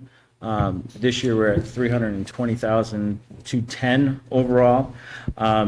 And as has been spoke about earlier, some of the costs are related to our transportation costs around field trips. Those costs have gone up. We take a lot of field trips at the middle high school, from social studies, both in the middle school and high school, to our English classes, and to some of our science classes as well. If we take a look at the middle school, I'm just going to go through some of the big hits, I would call them. Under guidance 2122-033, there's a $1,000 increase to support the career exploration. As you remember, we removed from the program of studies the career pathways course at the high school, and we're doing more at the middle school now. So to support that, we have an increase there. And this also supports the guidance curriculum that does a lot of that work around the career piece. And Beth is doing a lot of work around getting January's career day put together for that, and there are some costs associated with that as well. Underneath the principal's office, line 810, dues and fees, there's an increase there of $1,200, and that is to pay for Warner Storage. For over 20 years, and I'm not sure how it came to be, but Warner Storage stored our time capsules for free. I don't know how that got set up, but, and I believe there was a change in ownership, and that is no longer being honored. So that's why that's there. Unless we're able to find a place on campus to store those. But I have to plan for that if we don't. So that's Well, we don't have anywhere to store. no, that's fine. I know, I'm just saying. Chris, I already tried. how much they charge you for storage? Which line item? It's was it? $75 a month, Oh, okay. so Got it. it's $1,200 a year. So this year, we're robbing Peter to pay Paul to pay for that because we did not know, we didn't find out until September of this year that that was no longer going to continue. We tried to get something grandfathered in for a little while, but it just didn't happen, but I get it. So publicly, I'll thank Warner Storage for 20 years of free, or more than that, of free storage of the time capsules, but now it's time to pay up for that. So those are the larger increases overall in the middle school budgets outside of our supplies, which again was alluded to, things are going up for consumables and family consumer science, sewing and food needs there, and in just general supplies. On the middle school side, some of the larger hits in that budget, under science, that's 1100-035, line 643. I worked with Mr. Braun during the budget process, and they are requesting a $1,200 line item for his Bio 2 class for human dissection software. This is not something we have right now, but we've been, Mr. Daly and I, our Director of School Counseling, have been talking with Mr. Braun about doing more around anatomy, and this is an online software. It is pretty cool. I've seen it in action because my daughter has used it in her medical studies. It is, outside of having something 3D directly in front of you, it's a pretty cool software to allow students to do dissections, but on a human body. And it is a site subscription, so it would be a yearly thing that if it survives the budget, then we would look to continue that from year to year. You'll notice that we haven't budgeted in a year or two for the greenhouse, but I added $500. It's not a large amount, but there is $500 in there for the greenhouse as we are working towards bringing that back to life. Why are you looking at me, Jim? We'll talk more about it tomorrow.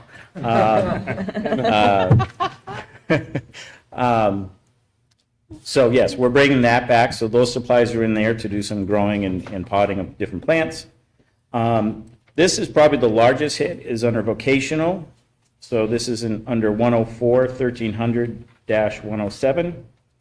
Line 561 is increased by $7,800 to support students attending CRTC. And if you see in the notes in there, funding, and I believe Michelle Clark spoke about this in a previous meeting, funding from the state has decreased, so our costs need to go up. And that would support those students going to CRTC. But I also wanted to share some numbers with you around CRTC. Going back to 2020 and 21, we had 28 students attending CRTC, but since then, we're up to 36 this year.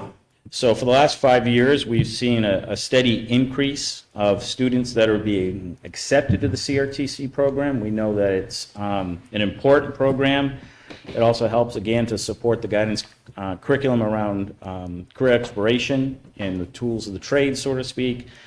So I think that's important, that it's something that we continue to support because that's been something we've been working on in the program of studies and just trying to support those students who CRTC is their AP course. Underneath guidance, there's been some additional supports there that have been asked for.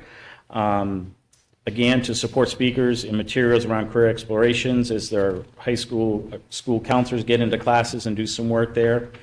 Another big hit is $2,800 to cover the cost of PSAT and AP proctors.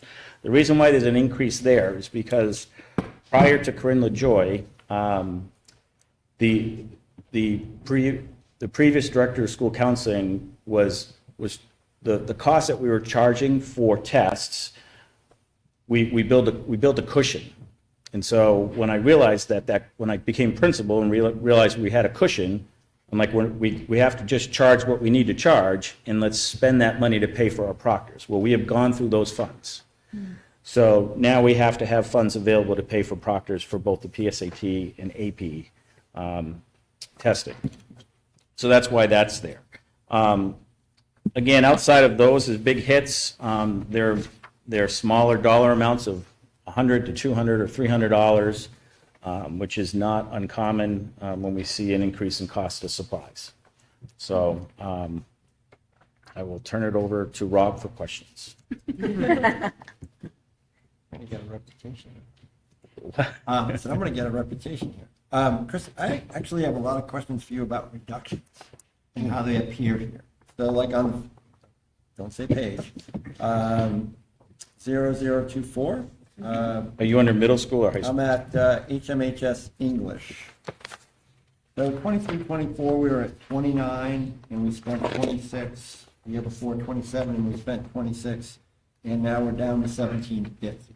So there's a reduction there. Is that part of things got shifted to curriculum? Part of it is that things got shifted to curriculum. We also have, if you look at the notes here,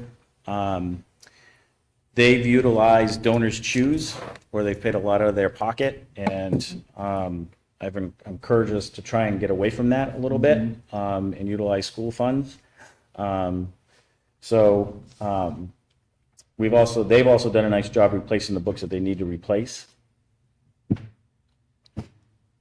Are you getting at, are we not Spending enough money. spending what we need to spend? Yeah. I'm getting at why was there, we were spending, it seemed like we were right where we were. We budgeted for this, we spent that, and then there's a reduction. Okay. So in this case, are we under budget? No, I don't think we're under budget. Okay. And keep in mind, that's middle school. Yeah. So And so if you go, if you go in the middle school classrooms, both Lauren and Trish Walton have a pretty wide, vast library of their own. And there's also student choice in the books they choose. So the other day when I was in Trish's room, in reading groups, small groups reading different novels. So you're not necessarily buying full classroom sets all the time, and that also helps us save costs. Ask a quick question, Rob. whatever you want, Nora. On budget 10311000026. Still in middle school, I think it is. 103, Yeah. consumer science. Yes. So in 2023, we budgeted for 16, spent 220. We budgeted 24 and spent 592 in 2023, 2024. I see you made an adjustment and brought it to 1,500 because you want to replace 3 sewing machines. Do you have any recollection what was planned in those previous years that did not get spent on that money? So in 2024, we had 1,500.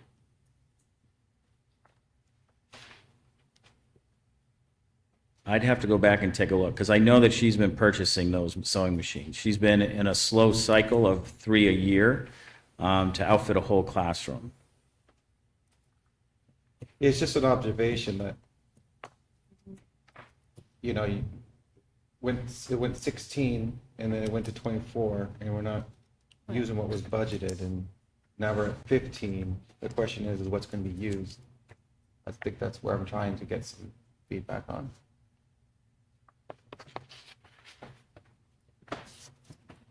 Right, well, that's a look. Yeah, that's going to be added to our list. Yeah, I'll Chris, take a look at that. Another reduction question on the pre-engineering line, 0044. So it's almost half of what it was. Still in middle school, Rob? Still, Yeah. So. I guess so. It doesn't. Says free Yeah, engineering. sorry, 103 is middle school, 104 is high school. Yeah. 1,300 Okay. So yes, middle school. Can you ask your question again? Yeah, so looked like in the previous 2 years, pretty much spent what was asked for. And then now it's budgeted at Engineering. almost half of that at 2,400. So are there fewer pre-engineering classes or are we using less stuff or? No, there's not fewer. There's 1 7th and there's 1 8th grade. It's, again, we went through a stage where we had to replace a lot of the, I'll say, hardware and material that's used in those classes that's still being used and doesn't need to be replaced. Backstop is still in play.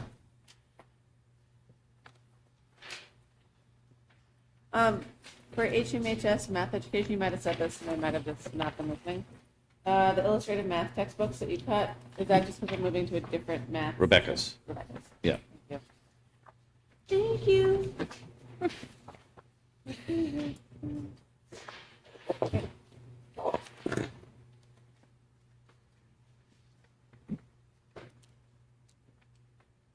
Another reduction question. Kristen, now we're in the high school, 0021, regular ed general. We were at 10 and we spent 8. And now we're budgeting, we budgeted this current year for 56 and you're asking for 67. I'm sorry, can you say the line again? So I just Yeah, got it's to it. 0021 Yep. What account? and it's regular ed general. 610? Did you say 610? 610? It's the whole bucket, Oh, down the, so bottom line number. bottom line. Okay. Yeah. It's actually up. It is up, but it's far less than what you spent last year. Right, Last year you again, spent 8,400. right, again, we're just trying to be looking at where we are with costs, knowing that I had other increases, like I just talked about here, trying to support classroom more than that front office piece. Okay. Good, thank you. What'd you call it? Backroom supplies? Is that a ski shop thing? Backstock? Yeah. It's like when you say, do you have one of these? And it's not on the floor, but it's out back. Oh. Learning new things too. I Never did retail. My next question was actually for Mike, and it also, so this is the consumer science line. I guess it would also apply to your situation. So this is the 0026 high school. And you see like the range and the hoods, and why is that in this particular department budget instead of in our facilities budget? So that was, so it says admin cut, I took it out of there, Yeah, and I've spoken with Jim about what they had requested, so that's no longer included in there, those are just in the notes. so that's in Jim's world now? I gave him that information, he will look at that. I don't know that I wasn't ready to support it in my budget because it's a facilities thing when we're talking about looking at the countertops, when we're looking about ranges and whether or not we can put them in. I mean, that's a pretty large, I mean, I don't know, but I'm going to assume that's a pretty large ticket item. Yeah. Because the other question I had is I'm not sure where they got the cost of those without bidding it out. Because Yeah, we directed that to Jim. So some of these have been reallocated to Jim's budget, for example? Yeah. No, that was Like a right request here? that came in from a They're not teacher, and admin. Chris said, that's not me, that's He Jim. just sent it to Jim to. And all those numbers are backed out, Yeah, the notes carried over though. so it's a zero. Yep. Yep.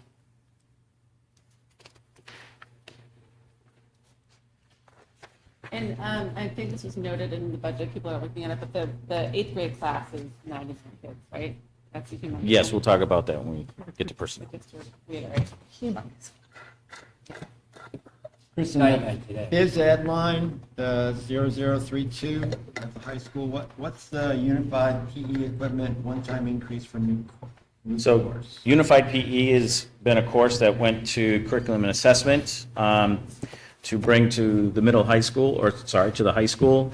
So it'll be a one-time purchase of this equipment that we can utilize in that unified PE class. So different types of manipulatives that can be used in different activities for students who, so think of it like assisted technology, but it's assisted PE equipment. It's probably the best way to Go in explain. the program of studies next year? Yes, yep, so right now, all of them have submitted their new course write-ups. Yeah, great. I'll have an update on that at our next regular board meeting. In the adventure ed line, I think we're back to the same old dance here of, so it's 0037. Yep, I got you. Budgeted 7950 in 23-24, spent 3,500. Budgeted 5,600, spent 1,000 the previous year, and we're up in the almost double what we spent last year. So, It's the bikes, right? what's that? Is that the bikes? Of why we're up? Yeah. No. They have a separate line. It's a separate line. Am I for on the the- wrong line? There is some amount. So That's the what I said, technical it's a separate line. services, you'll see in the notes, it says Litchfield trip with technical support and training. So we have since found out that Litchfield has closed their ropes course down. So the ropes course in Litchfield, Coach Kessler, well, I say coach because he was my coach in high school. Dan Kesslinger was the adventure ed teacher down there, and he was certified. And so when Dave Chase was still here running that program, he and Patty, when they worked together, went down there and got training. Now we have a new well, actually two new teachers teaching the course, continuing to get that support and that training. It won't necessarily be at Litchfield. They're looking at other places they can go and get that training and bring students for high rope courses for elements that we don't currently have on campus. Okay, thank you. Oh, you were, sorry, you were talking the specific line. So you went from not bottom line that time, right? You, There was a significant Specific increase over on the what- training. Yeah, Specific. that makes perfect. I thought you were talking about bottom, okay. Can I ask about 104 ending 0053 for the alcohol, drug, self-esteem, which I believe we cut last year?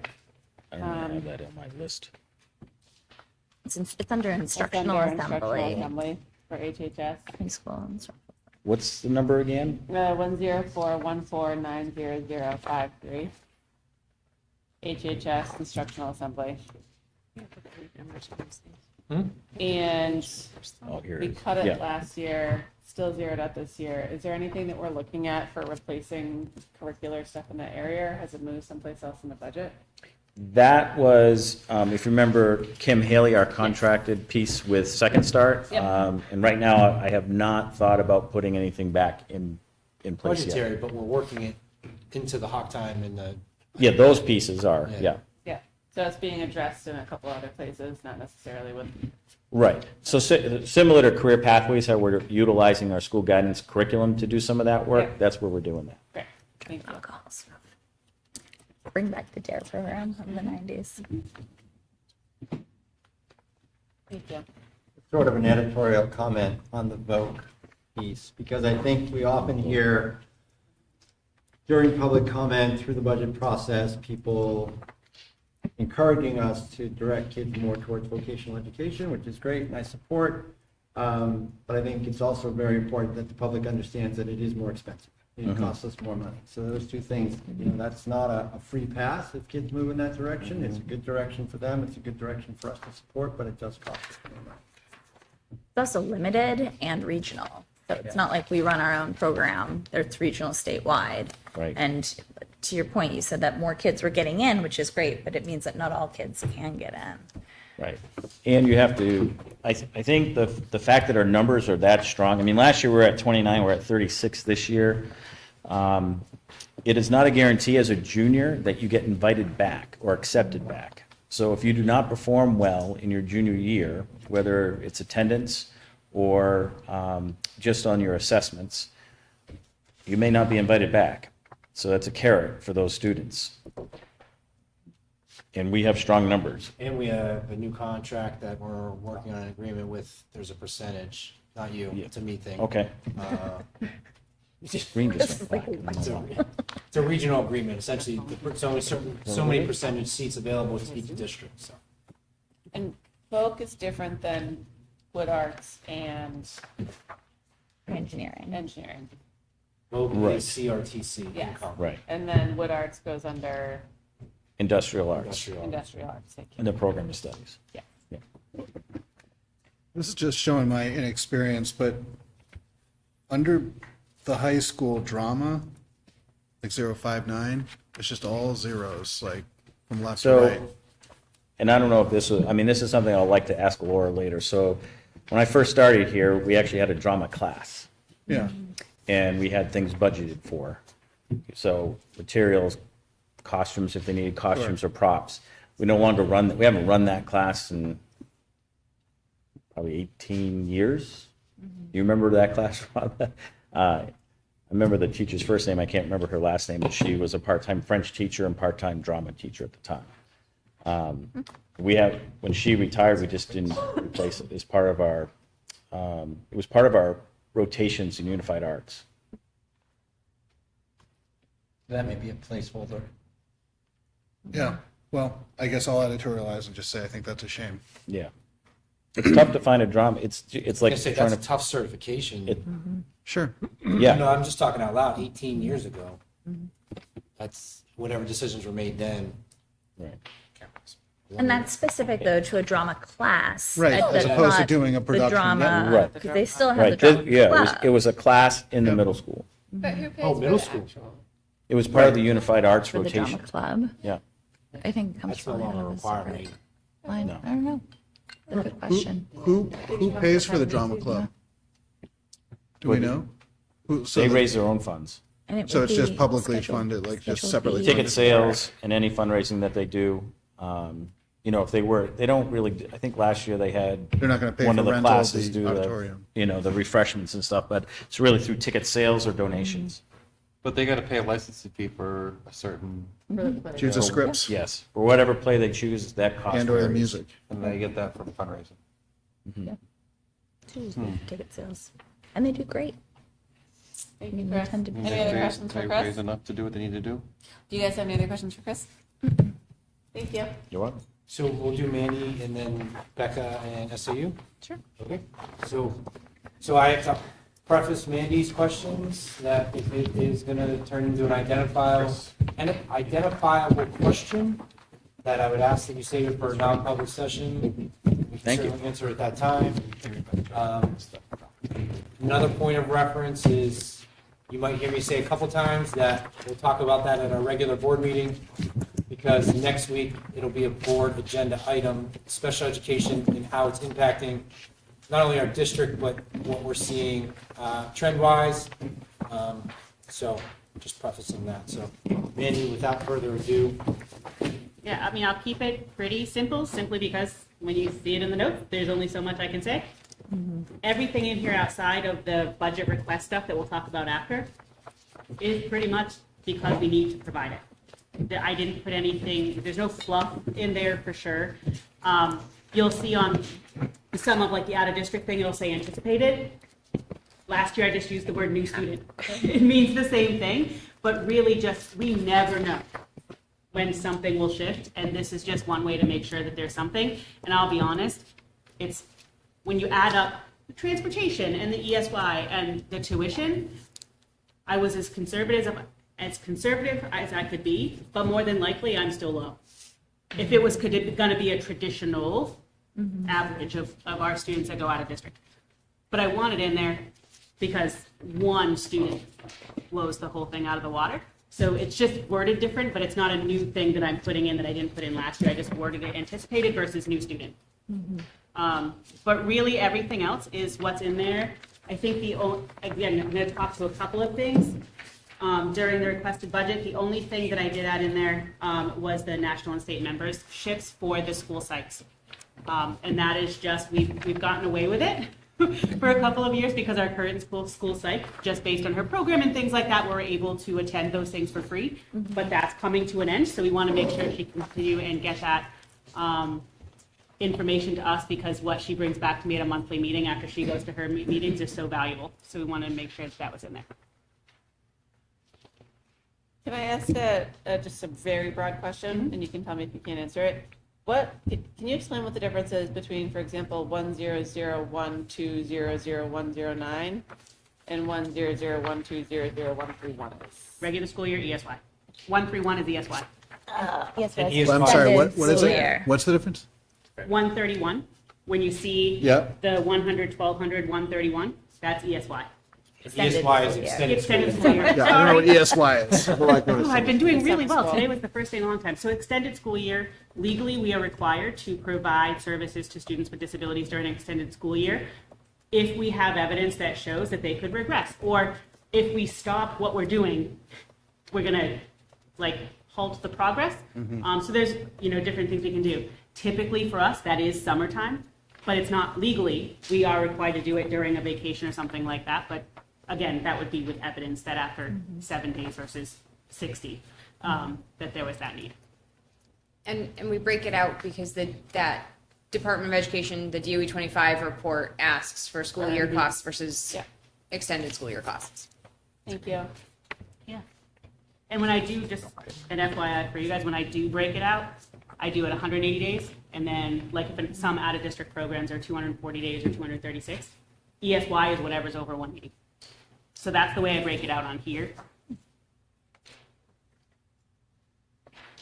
Are you seeing an increase in, not in a specific provider, but generally, if a student needs to go to a provider that is not in the district, are you seeing an increase in their annual costs? You mean an out of district school? Or, yeah, Most or, of our schools in New Hampshire, those rates are set by the DOE. okay. So yeah. But are they any go of up these every year. private or all these public? Some are. And the private ones? Yeah, but no, I don't see an increase any different than what the DOE sets for the rates Okay. for the others. Okay.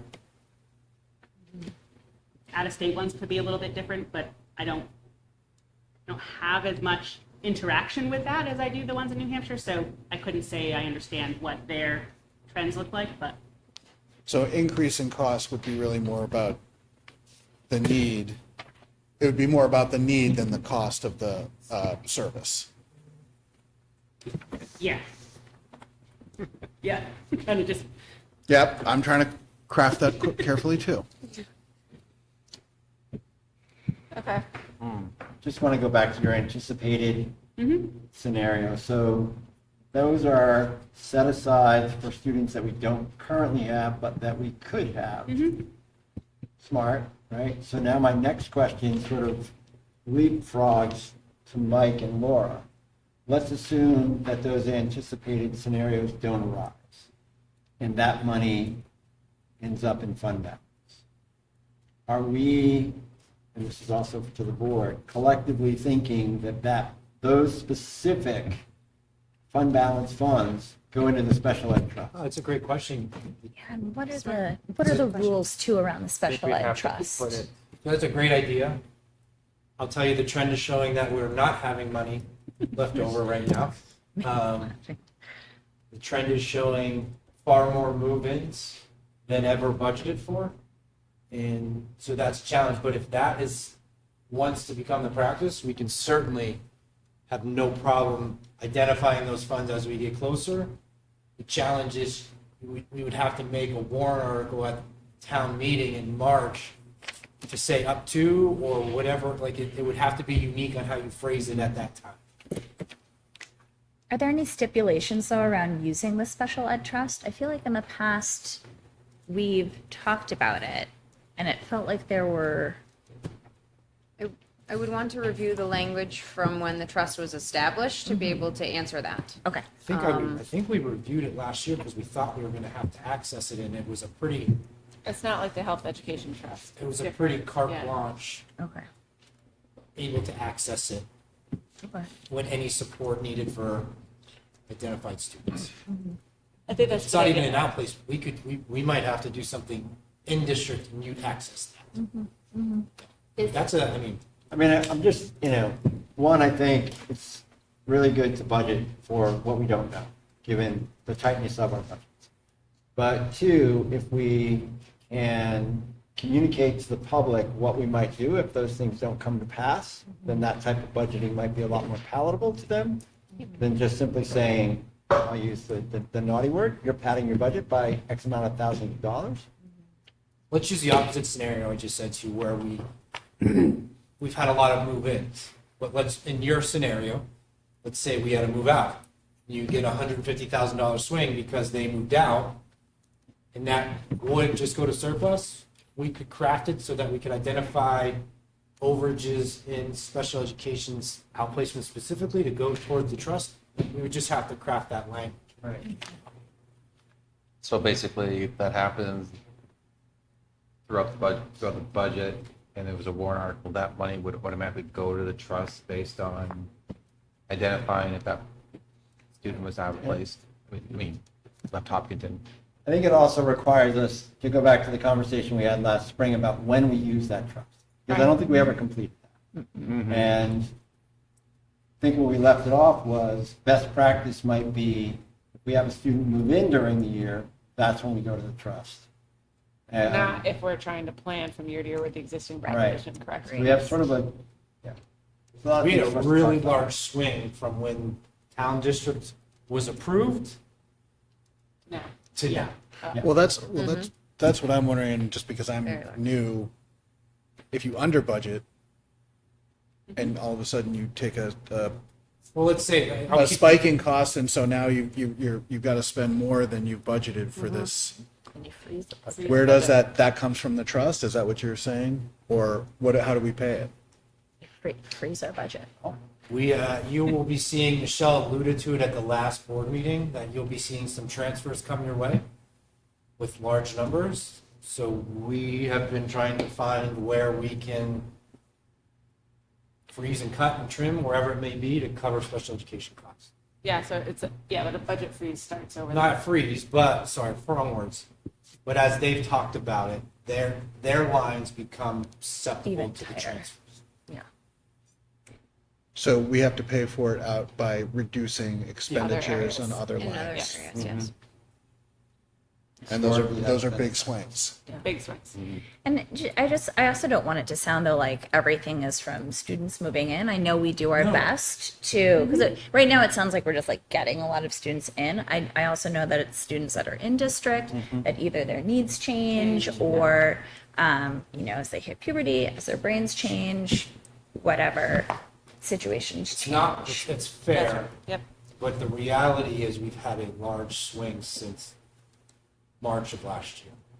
I just want to, like, Yeah, but not everyone moved in. Like I also don't want it to sound like we're a town where people are all of a sudden flocking here for these services. No, it starts early on where identification might occur in kindergarten and then it goes into place as it moves on. I make a recommendation. I shouldn't say yes. Can we dial in like we did last year with our budgeting process where you didn't give us a firm number on special ed until we got closer to a number? If I recall last budget, you were like, we're still working on it, we're getting more information for next year, and then this is the number.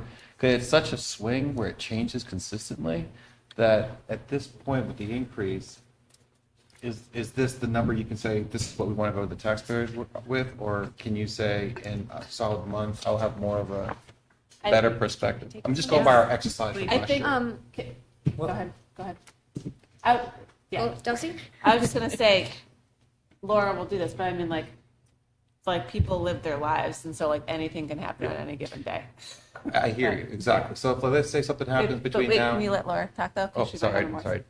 Yeah. One of the things I've been working on over the past few months, Mandy and I have gotten to know each other very well. We meet on a regular basis. Everything you're seeing in here is where we currently are. Okay. The only thing that we don't currently have is that anticipated, which is where the trends are leaning. Okay. So everything you're seeing is current services being offered. Okay. So we tried to dial in as much as possible and really put what we're doing now Yes. in what you're seeing. So if we're getting close. With Laura coming on, one of the first directives to her was to attack this budget early so that you had more accurate numbers as we were moving on. So it was a heavy emphasis of our onboarding was, let's get a truer picture for this process, but for the community, and that's why it'll be a board agenda item next week too. But, But if it changes, we'll, Yeah. but Yeah, that's, I think you remember it last year, right? We had that exercise where well, we weren't as tight Yeah, as but- we were last year. Yeah, there But, was. but certainly, if we're looking and we anticipate a substantial increase, I'm sure you'll communicate that to the budget committee, because the sooner they know that, the better. Yep. So that they can start to think about that. Thank you. I do have a question, but I'm going to save I'm it sure it for did. any potential non-public. Okay. Do no public tonight. No, I think you You know, can. 60. Thank you. Want to touch on curriculum first? Sure. So we'll do curriculum quickly. Great.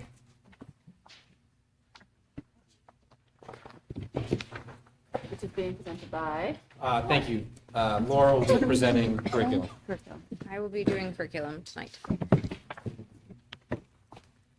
So mystery science, we'll start off with that very first line that you see. That has been in our budget for many years, but it was moved to this new line, which is why we don't have actuals from before. It was moved into that line. Next, we have an addition of responsive classroom training, which is evidence-based approach focusing on engaging academics and positive community. So that's a training that Becca is proposing to add in for our teachers. The rest of that, the Rubicon curriculum mapping, that we're seeing vendor increases, across the board. Even if inflation is at 3%, we're seeing 5%, 6%, 7%. So most of our information access fees are going up, and there's no difference there. As we move down in the budget, I will touch on this because these are items that I've put in. You've seen it at Harold Martin, you've seen it at Maple Street High School. We have contracted benefits for our HEA and our HES employees that are within those 320 and 580 lines. So as we go through and you see those portions, those are contracted as part of the collective bargaining agreements. They are, because we don't have any changes in FTEs, they are level funded as of right now with the current contracts in place. The Amplify consumables, that is because of our new English Language Arts program. So that has been added into the budget here. These are the pieces of that program that need to be used from year to year. That's what the consumables represent. As we move down, we see curriculum is trying to move away from illustrative math workbooks and more less having individual students have workbooks or photocopying and printing and handing out. And so we see a little bit of a reduction there and an increase in the online classrooms and the online curriculum pieces of illustrative math. That's a trend we also see at Maple Street as we move forward. We do have a reduction in our 2212-217, 643 information access fees. It seems that we're continuing to use the early bird software, but that my geodes and Haggerty and foundations are no longer being offered. I'm looking at Patrice because I want to verify that that's not in your budget and that's why the cut's occurring. Can you repeat that? Foundations and geodes, right? Foundations and geodes, no, we don't. No more, right? What was the other one? It was Haggerty? Haggerty? Yeah. Those are, we replaced those with our new ELA curriculum. Similar things at Maple Street, based on what we spoke of. For the middle school, we see that Becca's proposal is to remove the illustrative math workbooks completely. So to not provide those, and I believe, and only go to the online classroom option.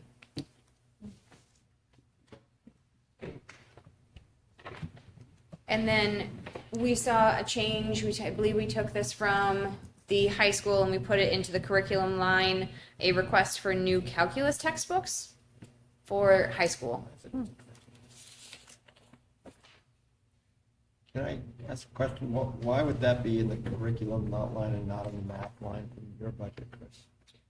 Because 2 years moved ago, we books to- moved books out of our budgets, out of our budgets and moved them to curriculum. And it'll eventually be through curriculum assessment, they're working on the rotation of the cycle. Books are gonna live in that curriculum and not in the department. So that, I think it's In a unfair. curriculum review It's part of cycle. Yeah, it's on the cycle. Can I ask how books are going to be selected when it's in the curriculum and not in Chris's? Like who's choosing textbooks at that point? The teachers, Teachers. The same process. same process, just different area, yeah. Can I have a question? I think, so the responsive training classrooms or training, you've been doing responsive training for a long time. So was it previously by choice and people were paying for that out of their PD money, or how did that happen? Well, and I think that reflects the new staff. We want everybody to be trained in it. No, that typically was not coming out of their $400 allotment. That was more for other professional development that they wanted to pursue. If it was really a school initiative, we would tend to take it out of there. I believe it came from part of Title II as well. I think it was grant funded previously, and as with all of our federal grants, we're seeing a decrease in the amount of money that we get from that and an increase of new staff members. So I think that that's where that balance comes from. Typically, when we require them or asking them, we cover it. If it's on their own, we don't want to touch their own. Right. I mean, I'm just curious how we went from 0 and 500 to 2,700 when most of the staff, classroom teachers are trained. Or, There are different levels of it as Right. well. There's a basic level, there's more of an advanced level. I also think we have to plan for the fact that we have more teachers retiring and we're hiring more new staff that haven't had that training. So. Okay. So Rob, like at the middle high school, our middle school teams were trained, but many of them have moved on now. So like our new 8th grade science, new 8th grade math, they have not had it. 7th grade geography wasn't able to, I think the course was full by the time we had her onboarded to get her registered. So, and I think we have a special education teacher in the middle school that was not with us at the time that we sent both teams. So we have middle school staff that we need to get caught up. so it's the funding mechanism, not the training or the program itself. No. It's just that we haven't had a chance to get them into the program yet. Okay. I had a question. I don't know. Maybe Chris would actually be able to answer this. Sorry to put you on the spot. So, or any of the principals, the Rubicon curriculum mapping.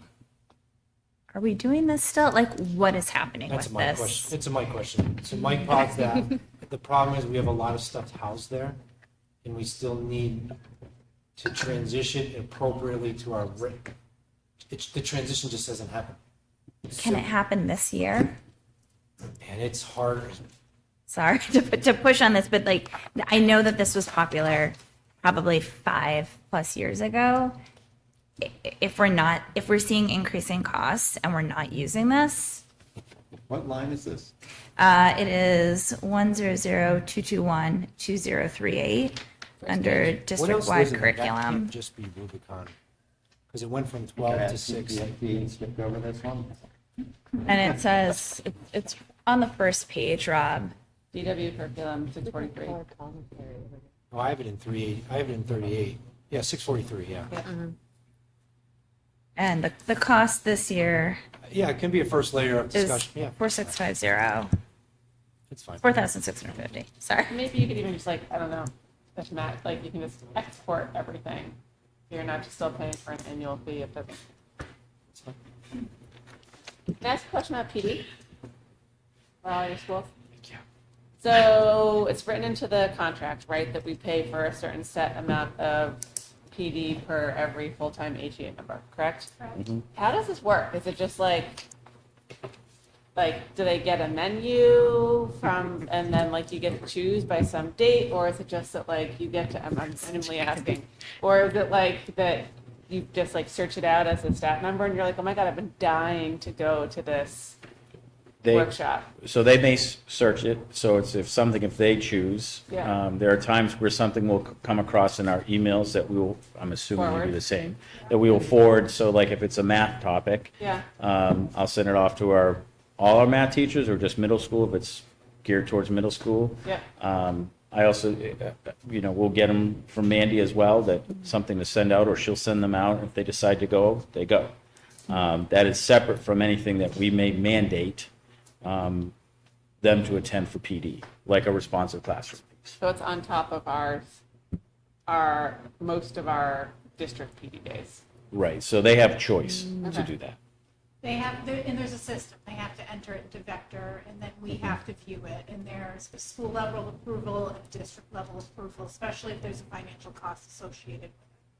And does it go into like, because the usage isn't particularly high, right? Is that right? Right. Yeah. So every HEA member is allotted $400. Right. Not everyone uses it. Right. So it's with fund balance and stuff. Yeah. But we don't, is there like a magical amount that we really, like we see improved? This is a stupid question, I'm just asking it. Is there a magical amount of PD that if someone is like serving themselves up, I don't know, 2 extracurricular PD things, that we see some spark in teaching, or just, I don't know, like, should we be trying to incentivize people to use it more if it's a benefit that's there for enrichment? I guess it's a better question. I mean, I think a lot of people use it regardless. Okay. There's a certain amount of hours that we need to keep up for our certifications, and many of us have multiple certifications, so your hours have to go into buckets or towards your goals. So most people take advantage of it. Timing's different too, or when if it's geared towards math, or Right. when the time of the conference is. Some of them are Friday, Saturday, Sunday, And you may have seen a decrease in the past few years because the state of New Hampshire was really providing a lot of professional development with letters training. And a lot of our staff was doing the letters training, and that was a lot of time out of the building. So in addition to being out, I think it was like 10 days over 2 years, like that would be an additional thing that they might not be pursuing because they were all really working hard on their letters. On letters? Training Okay. and That's great. on the reading instruction. Okay. I just want people to use it. It's there. Yeah. It's beneficial.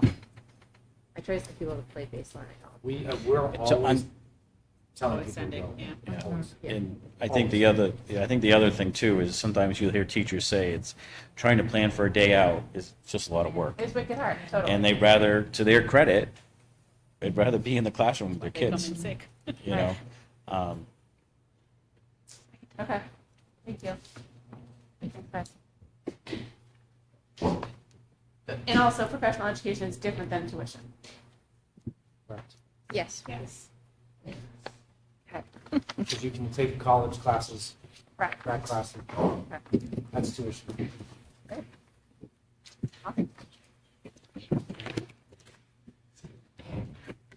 Last one. No, personnel. Yes, less Of the- operating budget. Michelle and I sat together for a while on the SAU budget, and my goal with this was to really look at what we felt like we needed. I believe the SAU's operating budget was relatively level funded last year, and so we started this year a bit upside down in terms of what things cost for associations and supplies and things like that. And so if these jumps look large, it is just because we're missing that middle year from last year where we level funded. So again, I mentioned earlier, we're seeing 5% increases. So ASOP is our attendance, our time and attendance for our staff, and that is budgeted at a 5% increase. We did receive a 5% increase between 23-24 and 24-25. And so I felt like that was pretty spot on. We have a reduction in usage for black and color copy charges, so we're able to reduce, we feel comfortable reducing that budget by about $6,500 to bring our dues and fees cost down to $10,500. As we move through, I want to highlight that we had a couple of changes. We have, but first, if we go to 10-0-2317, 007, this is our audit line. This is a quote from Plodzik and Sanderson. That is their cost for next year. They did provide that, so that's an actual cost of what the services will be next summer. One thing I did want to draw your attention to is our legal fees. So we do have a proposed increase in our legal line. We saw a significant increase last year. And so as you see in the justification note, I said it's an increase based on historical spend.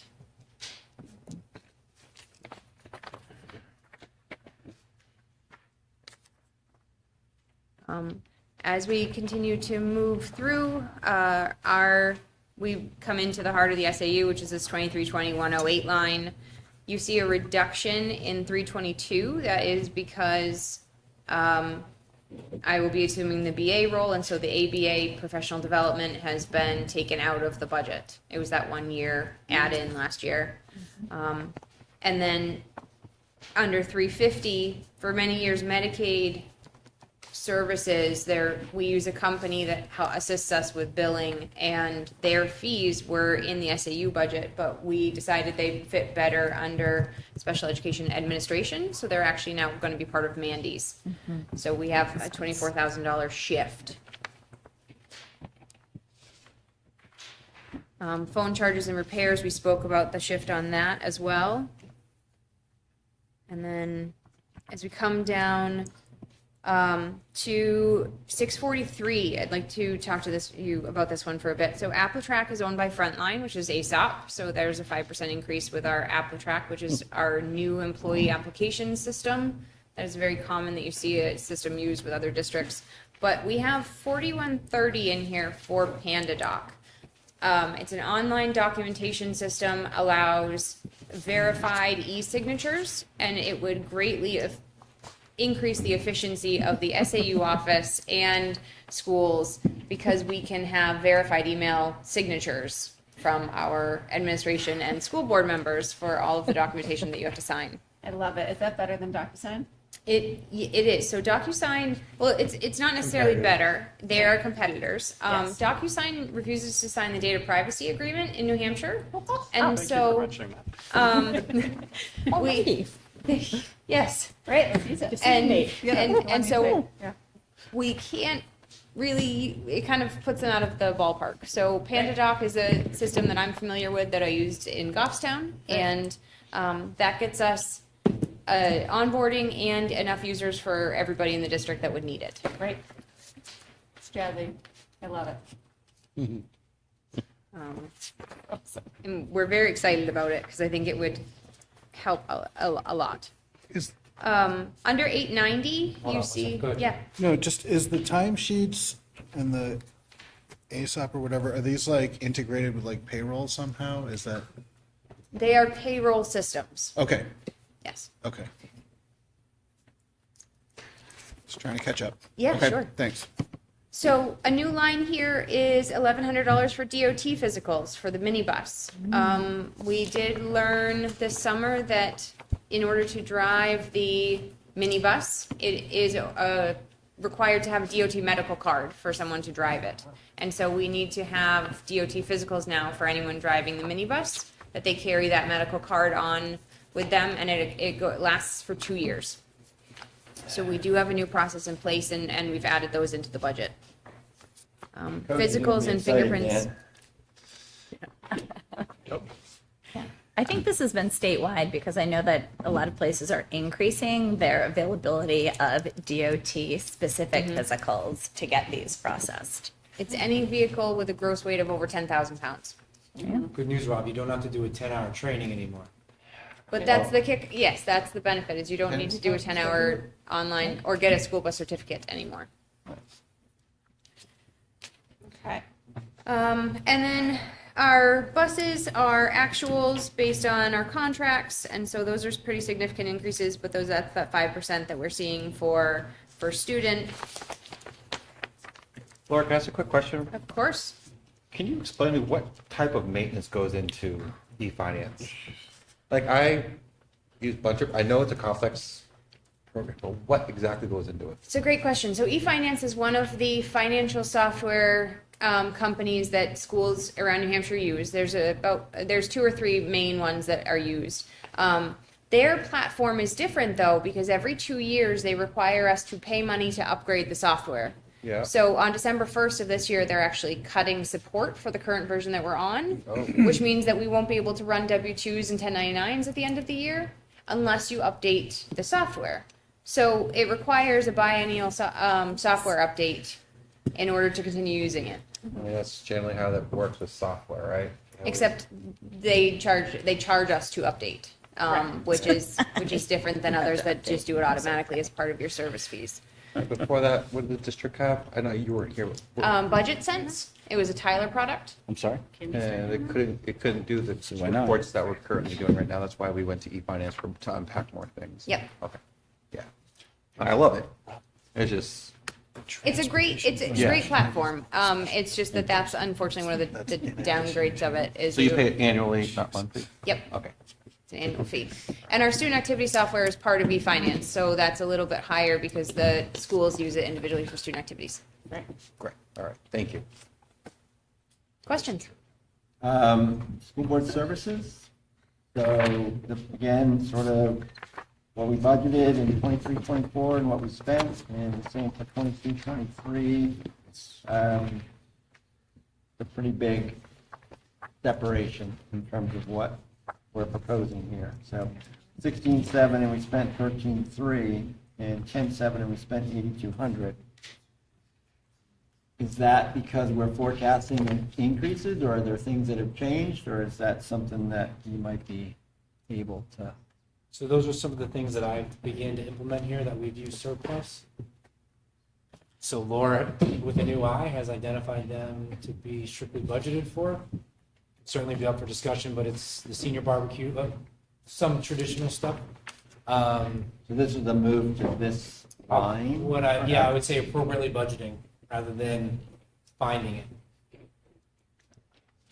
The belly whopper in here for me was under gasoline. Yeah, belly whopper. Belly whopper. Quite the word. Yeah. 62, man. I like a belly belly whopper. Want that on the minutes, Belly. I heard it all. Rhyming minutes. Work session. Under 1060, the transportation line, there's a line for gasoline in 626. I say that. I don't understand what something is, this is. So 23-24, we budgeted 53,700, we spent 1347. Yeah. And 20,000, and we spent 376.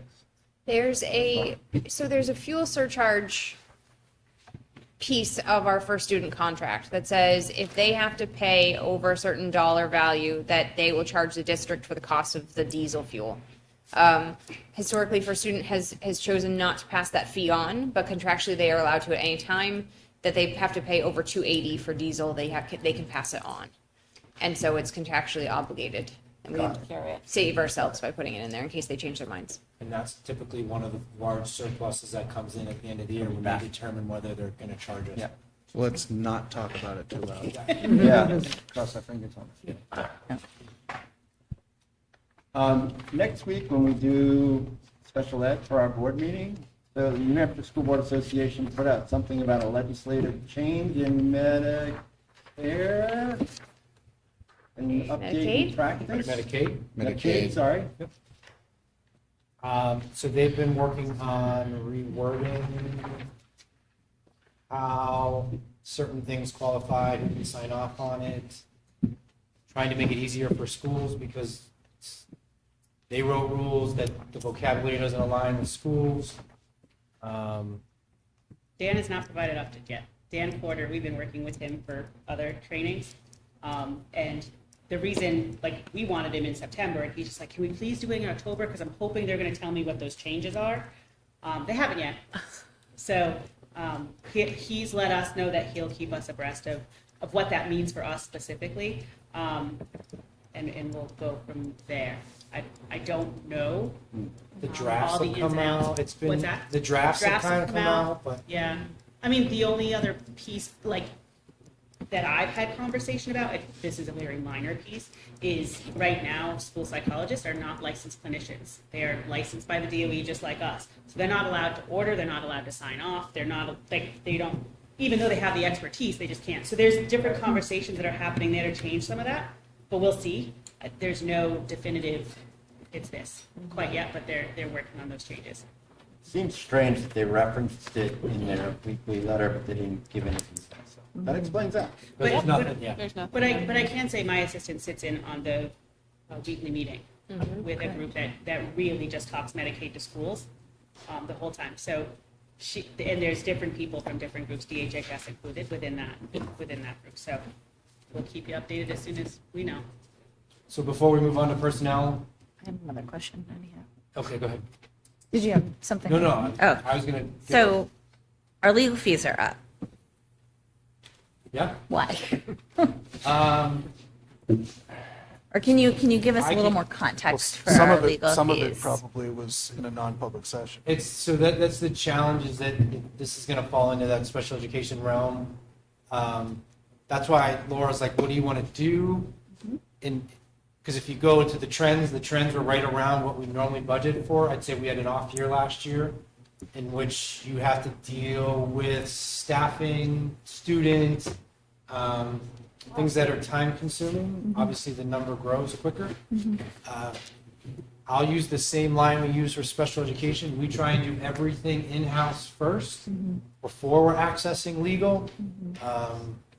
We had significant, yeah, that's about as much as I can go into in public. Yeah, no, that's, Yeah. so we're also involved as a district in a couple of cases, but it was my understanding that we were locked in at the rate for those, so, Yeah, those legal fees aren't tied to the educational lawsuit. great. Those are tied to specific issues we've had to access our legal counsel team for. for. Yeah. So they're not going up because of the Correct. cases that we're That is involved in. Great, Yes. thanks. Yeah. Helpful. Okay. Now I'm done. Oh, so before we move on to personnel requests. Is no one with you? No. You went to the bathroom. So as you continue to digest these documents, I'm speaking to you because this is the first time. Questions, comments, you can bring to the board meeting on Tuesday. If you want some stuff ahead of time, you can email me or Laura. We can certainly, we have a running list here going of what we'll try and get to you as soon as possible.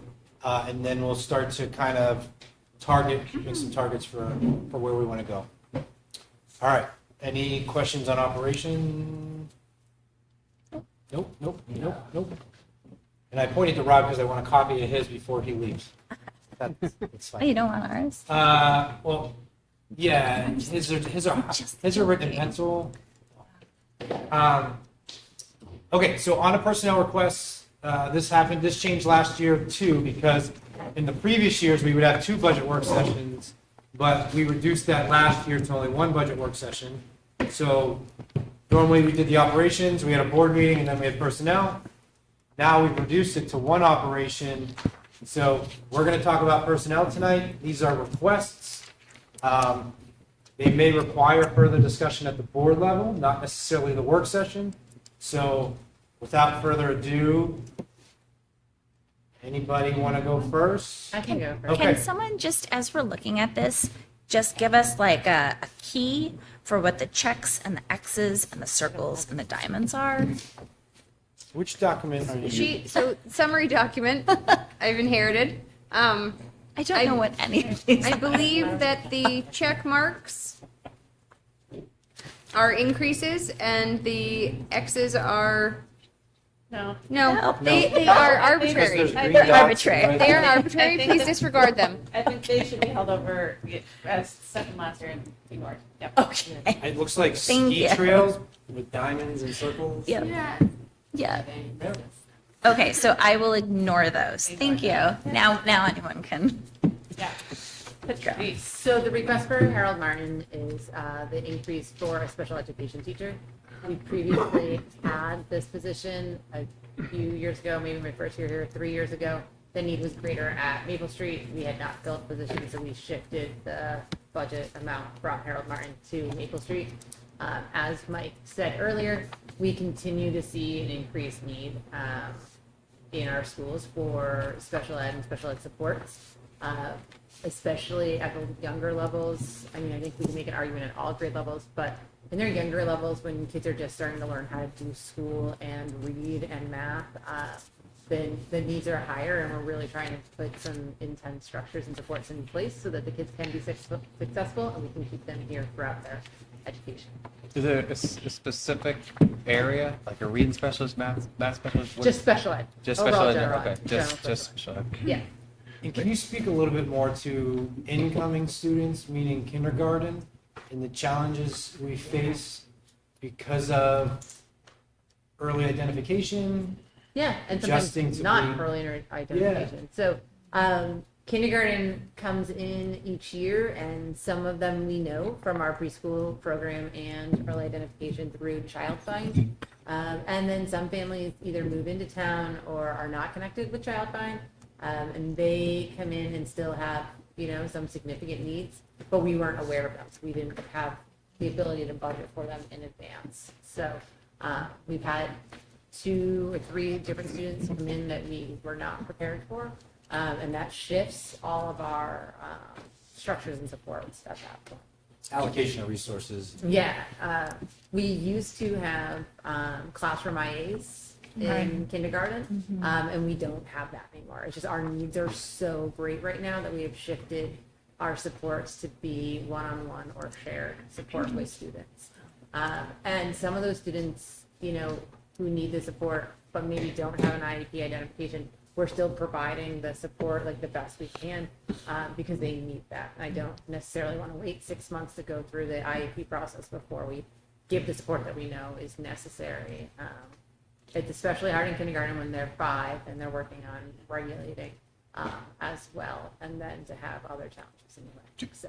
And so this could either be one-on-one or broad or whatever. for This would be a special special ed, this is a special ed teacher Yes, position. So right now, we split grade levels for special ed. So, you know, our kindergarten special ed case manager also has classrooms in 2nd grade. So if they're working on trying to support literacy or math in the 2nd grade classroom, they're not available for kindergarten, which just means we have less people available. And unfortunately, I've tried to get all the students to work on our schedule and only meet us when it works, but that has not been successful. So, Teresa, what's the current staffing and the, you know, I know it doesn't work that way, but essentially caseloads, like. so I would have to double check. I don't know. They're like, we have a couple that are lower because of the complex needs of the students in the caseload and the amount of time that takes. But typically, and I could say this across the district, except middle high school is a little bit different because it's by grade level, but for the most part, K to 6, we try to maintain between 12 to 15-ish. Some might have more than others, but it will depend on the kids on the caseload, right? So it varies a little bit, but not significantly, unless it's one of our complex needs caseloads, and that's a little bit different. And how many special ed teachers do we have at Harold right now? We have 4. So we have 3 grade level and 1 more complex needs. One of the other pieces, and I spoke with Mike a little bit about this as well, is as we continue to have a more integrated approach in our classroom instruction, the availability of special ed to push in and do some of those services in the classroom and during that time, and instead of the pull-out model, is really important and so beneficial to the students. Do other schools do the same? Because when kids come into kindergarten, so they sort of meet different teachers and then are moved after a few weeks in terms of assigned to their class, right? So Days, yeah. days, Yeah. but is that sort of preferred method? Like, do other districts do it the same way? Is that something that's unique to Hopkinton's approach? So I think it's a little bit of both. There are other districts in the state that do it. One of the reasons that we did it, and this is different from their special ed, because it's not a special ed thing, that's more of a general ed thing. One of the reasons is prior to me coming, our screener for kindergarten was more of a homemade screener We've since switched to the dial screener, which is an evidence-based screener that really provides us some really in-depth information. But when I first arrived, we were using the best knowledge of what we had from kids, and sometimes we didn't even have kids coming in for screeners and placing classrooms right away. And we instantly, within weeks, noticed like this is not a good combination of these kids. But then it's too late to move those kids. So we like to see how they interact and engage, and then try to figure out the best replacement. Yeah. Yeah, just anecdotally, I've certainly heard from some parents that kids get attached and then it's hard for them to change Absolutely. who their teacher is. Yeah. The other question that I had is just sort of, and again, this is just from my lack of familiarity with the board, but why is the request for a special ed teacher coming not, why Maybe isn't they it coming work from together. you and It's a from building you? level versus district-wide. So that's why she's presenting it. Yeah. We spoke about it, we talk about all those things, but at the end of the day, she evaluates every one of those special educators because they're in her Okay. building. So it's her building, Okay. but it's not like we haven't had conversation to talk about. Yeah, and I don't, Yeah. it's just sort of keeping the bucket separate in my head. I just Yeah, wanted to for sure. understand Does that. that make sense? Okay, thank you. So Patrice, it looks like this was a position that we actually still had on the books that we hadn't filled. Yes, So, when we because I'm moved it only to seeing Maple a Street. very slight increase of a little over $450 for this position. So budgetarily, No. No, that- People are not That's only included in this. operations. None of these And numbers- also it has, gotcha. and also it has a green circle, so It should have just saying. red X. Yeah, it's for the, Oh, never mind. yeah, not salary. Let's make sure. We don't have estimated budget values on these yet. So can I ask, I just want to get some clarification. So Yeah. before, we had this position over at Harold Martin Yep. a couple years ago. And whoever you, Mike or Mandy, decided that the needs here at Maple Street needed that specific person, correct? It wasn't the person, it was the position. Sorry, We had position, to for the, fill yeah, position. position. Yeah, I just wanted. So when we moved that position to here, the needs at Harold Martin were being met based on the staffing that we had there, correct? At that point. Okay, so now we're in a situation where we need support in that location, and you still need that person here.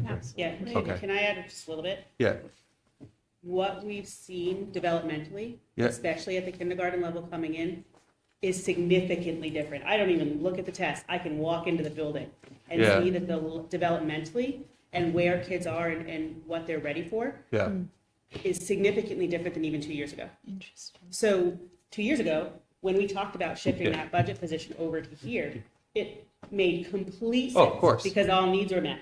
And now we've seen just this influx of, I don't want to say influx like it's, 30 kids. It's not that. No. But we've seen just the needs from a social, emotional, and behavioral perspective Yeah. for sure. That is significantly different than it was just 2 years ago.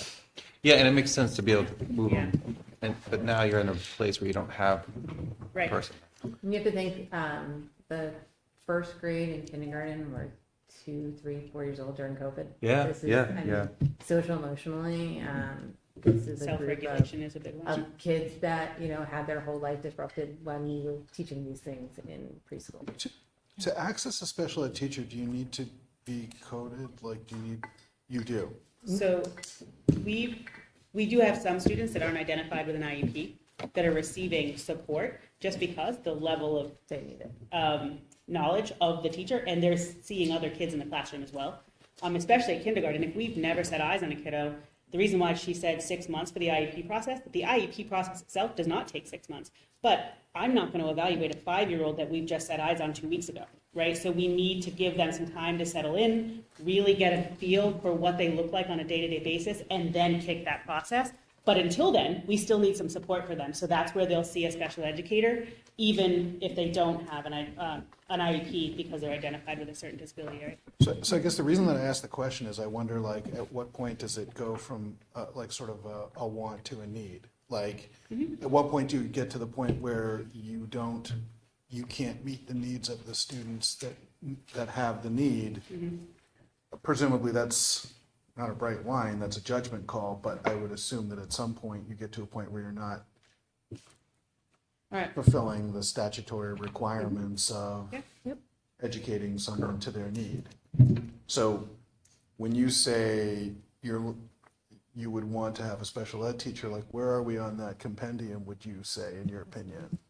I mean, Is it a want or a need?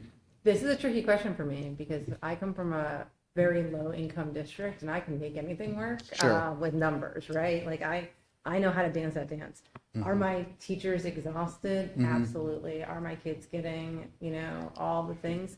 They are, because we're all working really hard to do that. But you can only stretch so far for so long before it wears everyone down. And so, we're currently still in a want, but we're getting pretty close to a need. And with the pattern that I've seen since I've been here, between kindergarten and transfers and just working on, we know more about kids and how kids learn and what they need. And we have people who are advocating for them. So it's becoming, we're only seeing increases. I'm not seeing a decrease in it. And just to follow up just for a second, and I would assume also that there's a cascading effect, right? Like, so I would assume that if you can meet needs earlier, you may be diverting kids who otherwise later on would have more need, right? So it's an ounce of prevention is worth a pound of cure. And I mean, we had a lot of successes last year with students who needed some really intense supports last year, and who don't need those supports this year. Okay. And those are some great kids to walk by in the hallway and give high fives and just know that, like, we poured it all in last year and it worked. So that makes a lot of sense to me. Yeah, I was gonna say, caseloads are obviously not part of the class size policy, but if you're thinking about coverage from an educational perspective, not being an educator, then I would think about an analogous ratio for a special educator and the students that they have in their caseload, which I thought was a good question. So if we're seeing a higher percentage of kids than prior years in kindergarten and first grade, it's gonna bump up their caseload, and it's like, think about a kindergarten teacher having 22 kids and they can string it, but it would be a tough day. Yeah. And let's just be careful with ratios, because as Mandy said, It's different. Yes, It's that's very it's like there's Well, I think complexities where. it goes yes. back to when, my last board meeting, I reported that our percentage really hasn't changed. The needs have. Right, So exactly. the number of kids might not have shifted significantly, but their needs certainly have. Right. And that's the impact. Yeah. Can I go back to the caseloads question? Because I do think that knowing caseloads for teachers is important. And I think it's important for the board to understand that regular ed classroom teachers plan and correct papers and do all those things. Special ed teachers plan and then manage a sea of not only legal timelines and documents. Yes. That is sometimes mind-boggling, from evals to written prior notices to writing the That's an easy IEP number and for me to having get you for the next meetings and meeting. all of that stuff. So for me as a board member, it's important to know where those caseloads are, because I do think you reach a tipping point where the person is just in a sea, and Right. then it's hard to deliver Right. services and do that at the same time. Right. And I can break out numbers for you for Tuesday, when we're next week, when we're back. I won't give like specifics, but just enough to be like, Yeah, case manager one has this many and that kind of piece, but I can certainly break that out. thank you. Yeah, I like this. Okay. All right. We're good with Patrice? Yep. Thanks, Patrice. Any other requests, Patrice? A puppy? You have. Did you say a puppy? A puppy? Wow. You open the door. It's late. It is late. You had to ask Mike. But breathe. Oh, yeah. Real deal. Carrie? All right, so along the same line, this request is grounded in student need. As some of you may be aware, I have a student support center at Maple Street, and a student support center is crucial to a school. It is not a warehouse for in-school suspension. It's nothing like that. You have to consider behavior on two realms. You have reactive and proactive. After something's happened, the case manager that typically works in the student support center may do some reactive pieces, but the most important thing that individual does is the proactive. So it's teaching executive functioning skills, it's doing check-ins with students, it's creating relationships to diminish the behavior before it even begins. Because of the significant amount of student needs, the case manager that is typically in the student support center is providing specialized academic instruction to students. So 90% of his day is doing that, and the student support center is only available now for 45 minutes. So what that means is the behaviors are still arising, and that is falling to both the school counselor and myself to respond to behavior within that moment, and it's diminishing our roles. So what I'm requesting is an instructional assistant to work under the direction of the case manager in the student support center.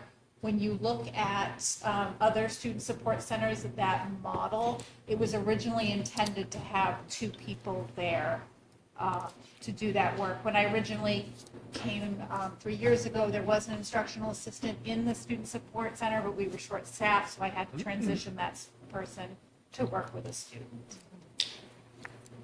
Can you just, what is a student support center? So a student support center is a place where students go for a variety of reasons. If they're dysregulated, Like a room? it's a room. Yeah, Okay. it's a room. If they're dysregulated, they may go there to process with a staff member to create a plan. It's a variety of things.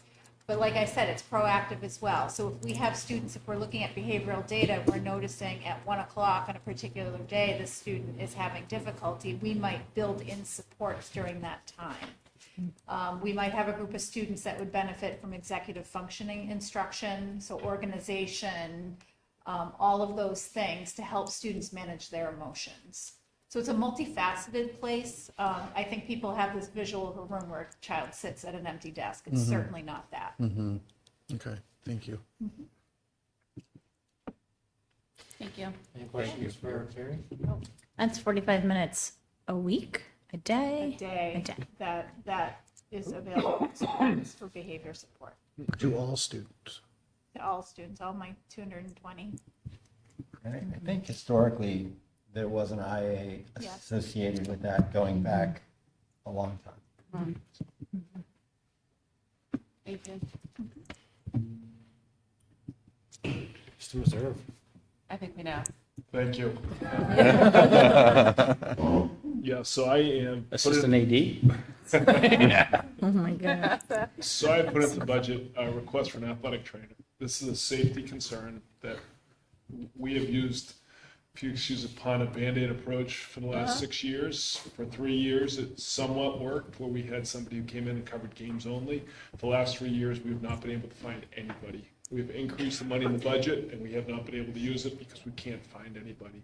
It's time to do something different. And the only thing that seems to be working, and talking to my colleagues around the state, is when they put it into either the teaching contract or they hire somebody as on an administrative contract or a salary for a 210-day contract. We would have somebody in the building who is there from the start of practices till the end of practices every single time, who's there to look after the safety of our kids and our opponents as well. Some of the things that we deal with right now, and I'm not sure how public we want to make this, I'm the one who does the impact test right now. I have to do the presets for the kids, and then when somebody's injured, I'm the one who gets to do that. I am not trained in any way, but that's what we have to do. When I get these notes from doctors who say these kids can come back with a 7-step plan, I can't oversee every kid with a 7-step plan. That's something an athletic trainer would be able to do. This I really do think is something that's overdue. I think it's, you laugh about it, I bring it up every year, but I think it's time to do something drastic. And I think the only way to do that is to create a position that includes benefits to try to attract somebody into this role as athletic trainer and look after our kids. So did you do a survey around us, like how they're doing that with their other districts and how, I mean, URC says be retained, attractive packages. Around our other school districts, how are they doing it? So I've talked to a couple of them. I've not done a full survey on everybody. The ones that have come up recently, Prospect Mountain recently put on the teacher's contract, and they've hired somebody that way. Guilford did it the other way, the way that I was talking about, which was to create a new position and hired somebody that way. They find it much better because of the hours. You're talking weekends, you're talking evenings, you're talking into the summer. and it's probably a 210-day contract. And to put that in a teacher's contract just didn't make sense. So I kind of like that. Laura had sent me some information on Goffstown, who contracted with, I can't remember the place out of Manchester, and I called them and talked to them and said, is this something we could do? And they said, we're actually, first of all, you're too far outside of our realm, but even so, we're trying to get away from that because we can't get an athletic trainer to cover schools. So schools are really starting to fight for this position, that there just aren't a lot of athletic trainers in there. The union leader contacted me the other day. Did they write a letter, write an article yet? No, it was late last week. The guy contacted me and was writing an article on athletic trainers. So that's coming up in the news too. It's just a dearth of them across the state.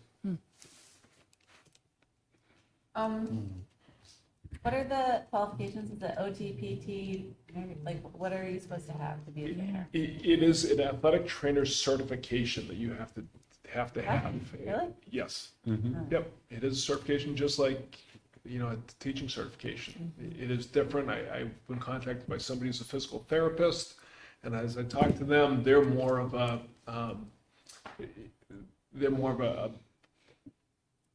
rehab in particular, but also kind of a precursor for injury. But when the injuries happen, that's really not their forte. Where do these people get certified? And can we cherry pick from those programs? So SNU is a huge athletic program. SNU did, I believe they still do. UNH has an athletic training program. Like, and is it also something, just thinking outside the box, where like a wellness teacher or like someone else, I have no idea, I'm not poking your staff, Chris, but like where anyone else we could like help someone do the certification that's currently on staff, and then No. why? It's a degree. Because you go to school, you go to college to be. It's a 4-year degree? Yes. Yeah, Oh, so then we really need to be I checking. actually have a friend who's an athletic trainer, just recently graduated from UNH, and it's not only a 4-year degree, but then it's a 2-year master's program, and then you What? do your internship with a team under the guidance of the head trainer. This is like, Because there's some diagnosis that happens when an injury occurs. Sure. Yeah, it's a 6-year program. That's who all our athletic trainers were the. So what's the average salary of a? So you're basically having someone, no offense, who is getting instructions from a doctor who has no idea how to implement it because he's not gone to a 4-year to learn all this stuff. So if we're not implementing it correctly to students, yeah, there could be some safety issues there. No, yeah, totally. But I'm just saying. But it's a supply and a demand thing. Yeah. Like, if we're not living someplace that's like directly adjacent to like a university or like a D1 program, it's gonna be hard to pull someone for that. 'Cause- It will, and that's why I think making this position more attractive, at least we have a shot. What's a competitive Yes, salary? about the money. Yeah. Guilford went with $55,000 to start, plus benefits. Trying to get my head around that. So $55,000 and you're going for a 4-year degree and 2 years There's a of reason why graduate there's less people school. graduating. Like that just, those numbers don't work. I mean, even I looked it up on Google for professionally, not just within here, and it's saying average is around 57. How are you paying your school loans with that? Welcome to. Welcome to education. We're going to attract a good position with Jonathan. What about, okay, can I ask another question? Sure. So what, like, could we basically, taking the Rob Natos, of creative, thoughtful budgeting, like, is there a way where schools can like feed into a consortium of trainers where we could basically figure out how to rosterize people and then all farm them out? The problem is everybody plays Tuesday, Fridays, or Saturdays. We can't say, well, gee, it's my homecoming this Saturday, so I need everybody. It's also John Stark's homecoming. It's also Kearsarge's But shouldn't homecoming. there be like where we're all, like, you only need 50% coverage because we're all playing someone? Like, there's gotta be a way to do it where we're all. Practices, youth practices after school. It's not just. So it's every day. Yeah, it's It every wouldn't be just on game Not days. I did bring up, but it's only games. There's a district I know that they don't have a trainer, but there's a local physicians group that they all rotate a physician on duty for the games. That's And that was games. one way, and it's all pro bono because they have to meet so many hours for their own research. So there's things, it's just a challenge. Again, But then you got liability. yeah, well, they had to draft an agreement between, again, it was a local practice. Is there a reduction in insurance for a school that has a trainer? That would be a question for I will Laura. find out. I don't know that. I'm not sure. That's a great question, liability wise. I don't know if they know we don't have a trainer. At least there could be some kind of net. Is it an HSAA requirement to have a trainer? You have to have either a trainer or somebody who's trained in first aid CPR on So I site want- for all Is it a clients. requirement to have a trainer? No. Okay. Just, I don't want misinformation out there. Yes. NHIA, NHSAA. NHSA. I'm sorry, NHIA. Thank you. Yeah. I was like, I don't care, but When I took a guess, that's what you meant. Thank you. I was trying to figure out. No, Michael, it's not National Federation of High School. Any other questions for Do Dan? people do anything else than be an athletic trainer? Like, I'm just trying to No. really think about, like, Literally they no. couldn't work at Stockwell's or do something else. Yeah. Well, that's what we tried to do, is get somebody through Stockwell's before, and Stockwell's has tried to hire somebody. The Guilford model, what they have done is they've hired a trainer who works in conjunction with a doctor. Yeah. And the doctor actually oversees things. So if there are injuries or something, the trainer says, I think you've got a broken collarbone, can send them to the doctor. Yeah. So it's kind of like a triage to this one person who does Well, the other. yeah, and I'm also, just wondering if there's a way that, like, salary is an issue for this person coming out of a 6-year program. Like, if there's a way where we can, like, figure out if there's a supplemental income, which is not our school district's job, but like trying to figure out there's other ways to like lure people. That's what the Stockwell happened, is they're not even having the employees. Okay. You- Anyway. With Supply the- and demand. You would think they would increase their cost to their professional? And there's no way that we could like, okay, last question, that we could lobby like the certifying organization where if there's like a student, like there's gotta be something where some student someplace or like someone who's in their career can book time to basically help them accelerate through the program. Like who certifies that? Is it a state medical Probably board? the state. I believe it's. It's a state licensure. Oftentimes what happens at UNH is the student trainers that are in the program so they have to acquire so many hours as an Right. undergrad. Yeah. But they're acquiring all of those hours as they're assigned to teams at the university. Right, So right. going outside is not really a possibility. Oh, It's how I they see. staff all of their teams with student trainers under the guidance of their head trainers. There's oversight. And the majority of people that are in the Yeah. program, only speaking from people I know, is their target job is a university job. Well, sure. Yeah. And that network is pretty tight. So Yeah, we need someone who's like recently retired, like Yeah. who's coming off of a university or like super coach, whatever. Like the guy from Miracle, but 40 years ago. Okay, I'll think about it. I Yeah. think when they find out they'll have a Hawkmobile, That'll do it. All right, okay, we're getting really loopy. Thank you. Matt, I'm all set. there you go. Yeah. Approved. Vandy? Yeah, so one is just a budget request, and it was just hold on a second, I gotta look at my number, $78.50 to go into a tuition line for OTs. We currently don't offer our OTs the same tuition type benefit as we offer the rest of the professional staff, so I was just asking to put that in. Really falling under the, retaining and recruiting and all of that standpoint for OTs. So that was that request. can you say that one more time? Yeah, because it What- wasn't what is captured that? on, it wasn't captured on here. I'm Yeah, what- seeing. So it says request to add tuition reimbursement benefit for occupational therapists. They don't get that. That's Sorry. mine.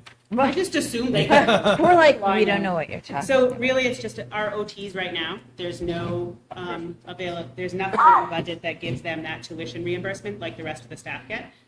So this is just adding this into the budget to allow them that if they so choose, right? Many of our staff don't take advantage of it, but at least they have that value of knowing that they're receiving the same things as their colleagues.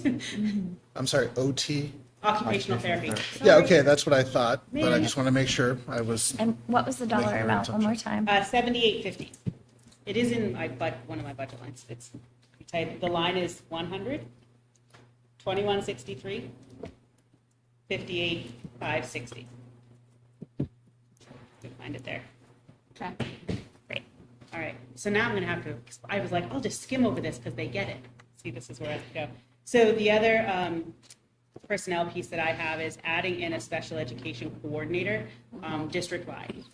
As I've mentioned, I think it was the budget at the meeting in the spring and again this fall, last year alone were 377 meetings that were required, forgetting the rest. I did a really informal, and I'm really glad you didn't get these because Laura found my math mistake because apparently I can't add even with a calculator. So I did a 2-week little snapshot of my work week. How many hours I put in for that day, how many hours I spent file review for an IEP meeting, attending an IEP meeting, or writing an IEP. 34% of my time in that 2-week period was just on IEPs, nothing else. And that included Saturday work. That included an IEP meeting while I was sitting at a training with a staff member. So it's a significant piece for me, and that's just my time. Forget each principal that's also sitting in those meetings when I can't, right? So the amount of things that it takes our time from, don't get me wrong, I love them because I get to know kids, I get to know families, I really appreciate those things, but it doesn't allow me to do the other work. If we want to move forward, if we want to bring different things to the table to be more proactive, we have to have the time to do it and capacity some days to be able to move forward with it. There's days where I didn't get to my email today until 4:30 because I couldn't. And that's just one day, but I'm not special either in that. I want to be very clear. But I think just, yes, we're a small district, but we're just approaching this piece where we just need more and we need to be able to really address to make sure if we're talking about compliance issues. I only have time to read the IEPs from the meeting I'm sitting in. So if there's another IEP happening and I'm not there, like, I don't know, it's not Carrie or Patrice or Chris's job to know that, oh, actually it's not supposed to go under related service, it's supposed to go here, and I can't read them all. So just having that person that can support some of that would be beneficial. And right now, the time I get to meet with team members as like one team in each building is during my case management meetings. So to be able to have the opportunity to provide more training, more one-to-one collaborative pieces, all of that. And again, I'm going to get back on my MTSS soapbox. You ready? We're ready for it. Patrice is like, don't say those letters to Mandy. MTSS is multi-tiered system of support. I talk about it all the time. If we can improve what we're doing at tier 1, we're going to be better at tier 2 and tier 3. It means less money at the end of the day. But I can tell you, as much as it's my soapbox, I don't have any time to work on it. We just don't. We added in another whole meeting to start working on some of those things, and we love those.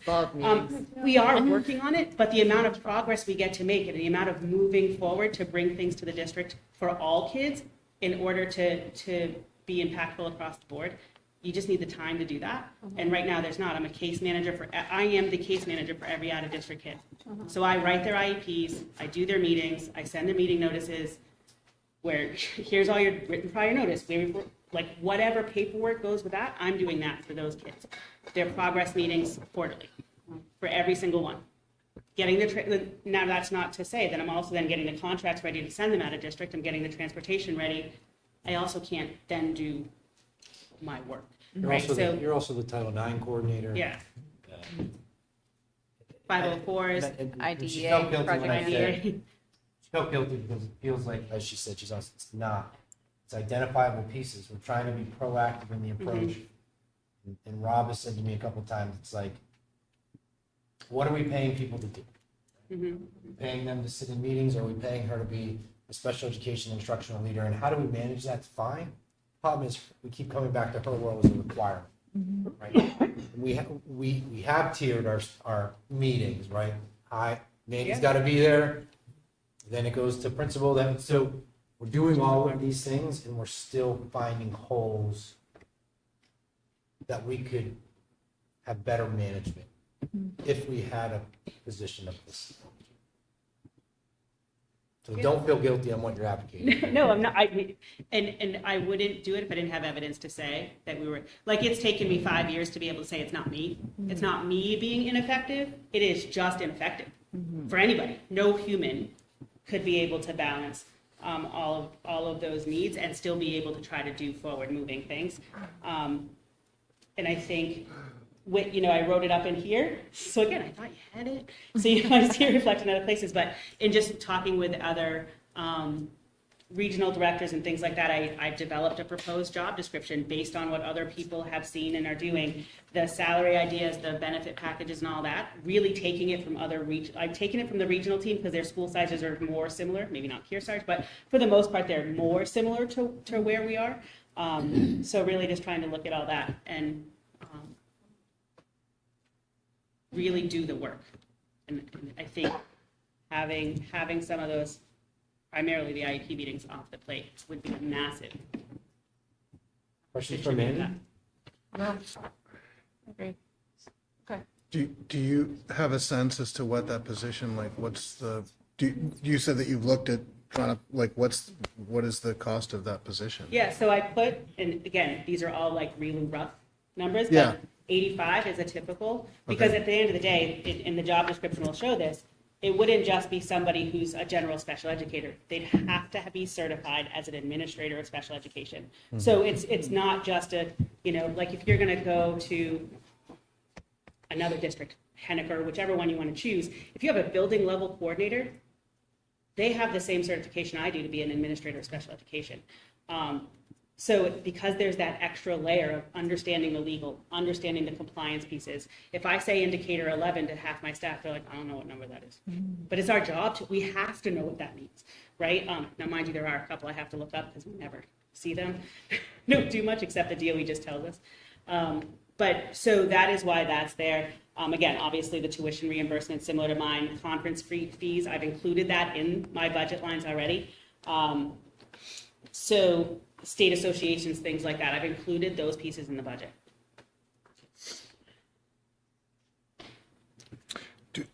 Would there, and I think you touched on this a little bit, but would there be an anticipated, so in addition to everything you're talking about in terms of filling the needs and helping us do better for the students, would you anticipate that there could be a long-term savings to a position like this to the district? I think so.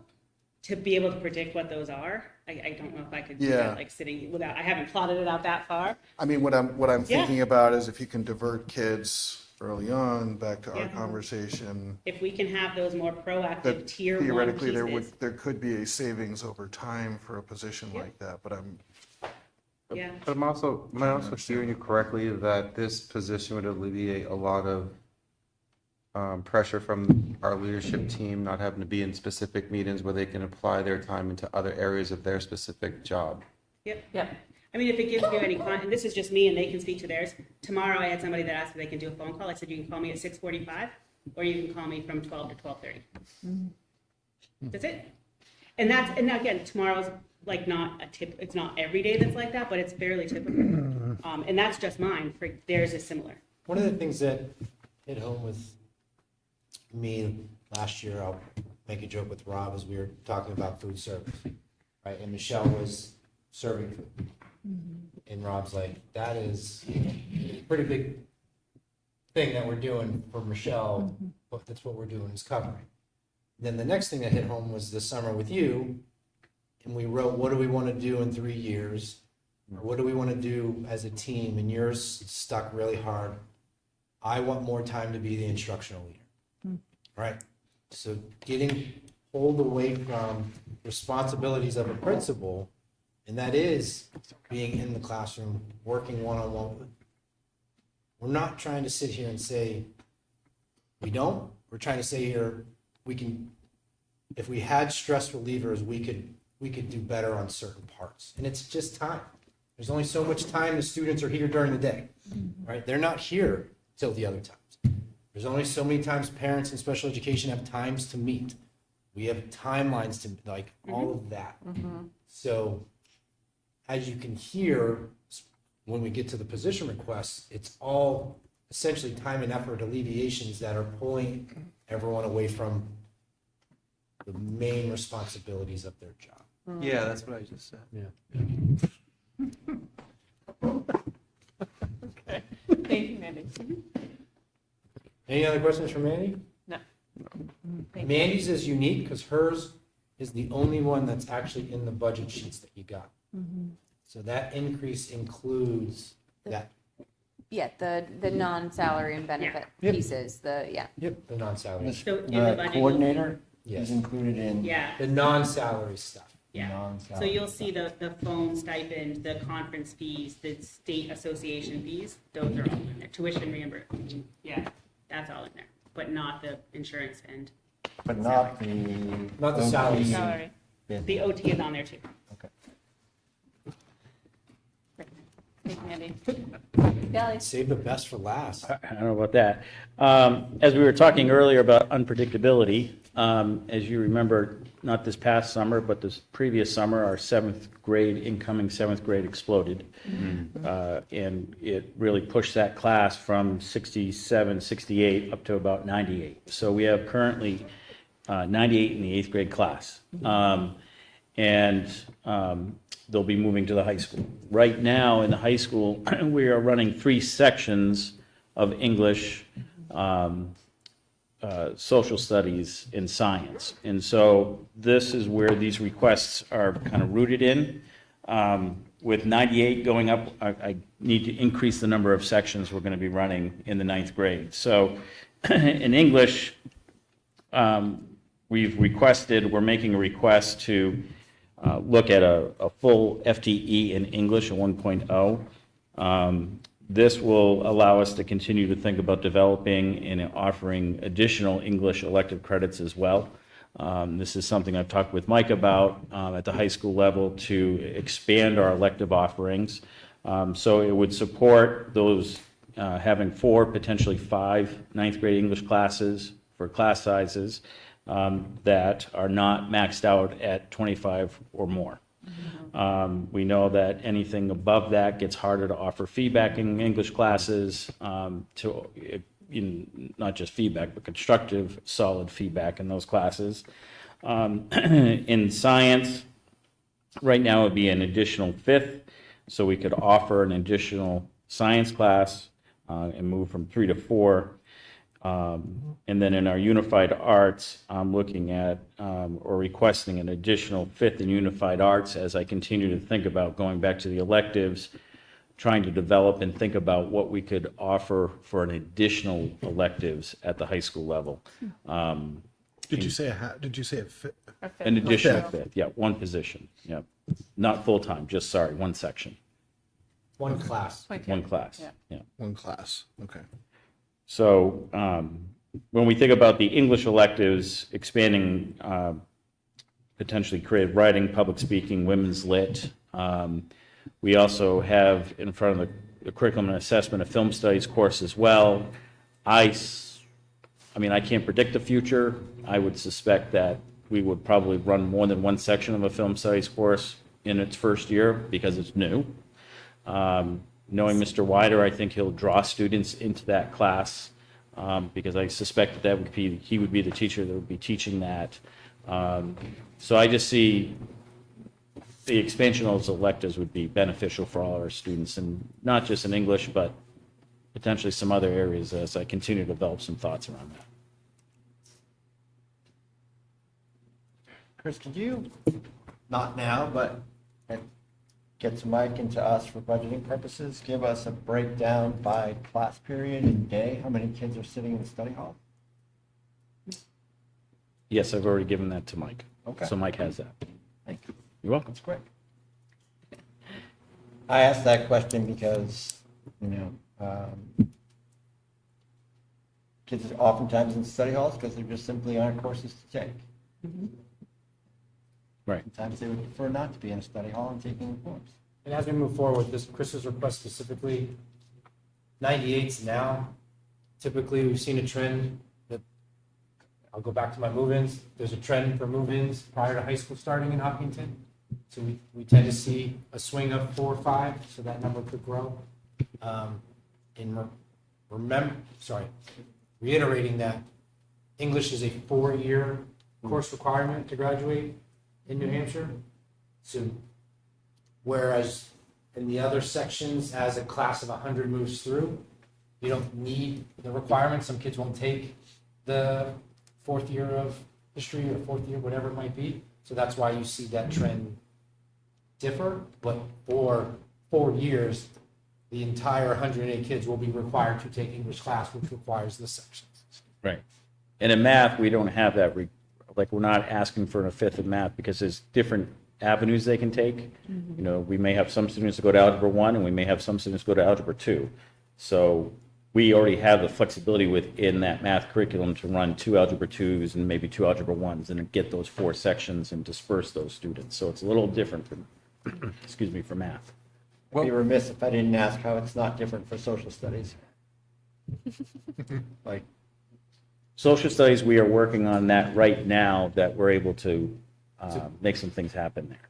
So I don't mean, That- in order to meet the needs of the requirements, I'm not talking about needs of requirements, I'm talking about class sizes that are manageable. oh, good. So I'm just curious, you know, I get in English, it would be best to split it up into 4 or 5 groups. I'm just curious as to why there isn't a similar logic that we might need another section in social studies to manage this large class. I don't know how many they're spread across in the 8th grade now. That teacher's probably teaching 4 different sections of 25 kids.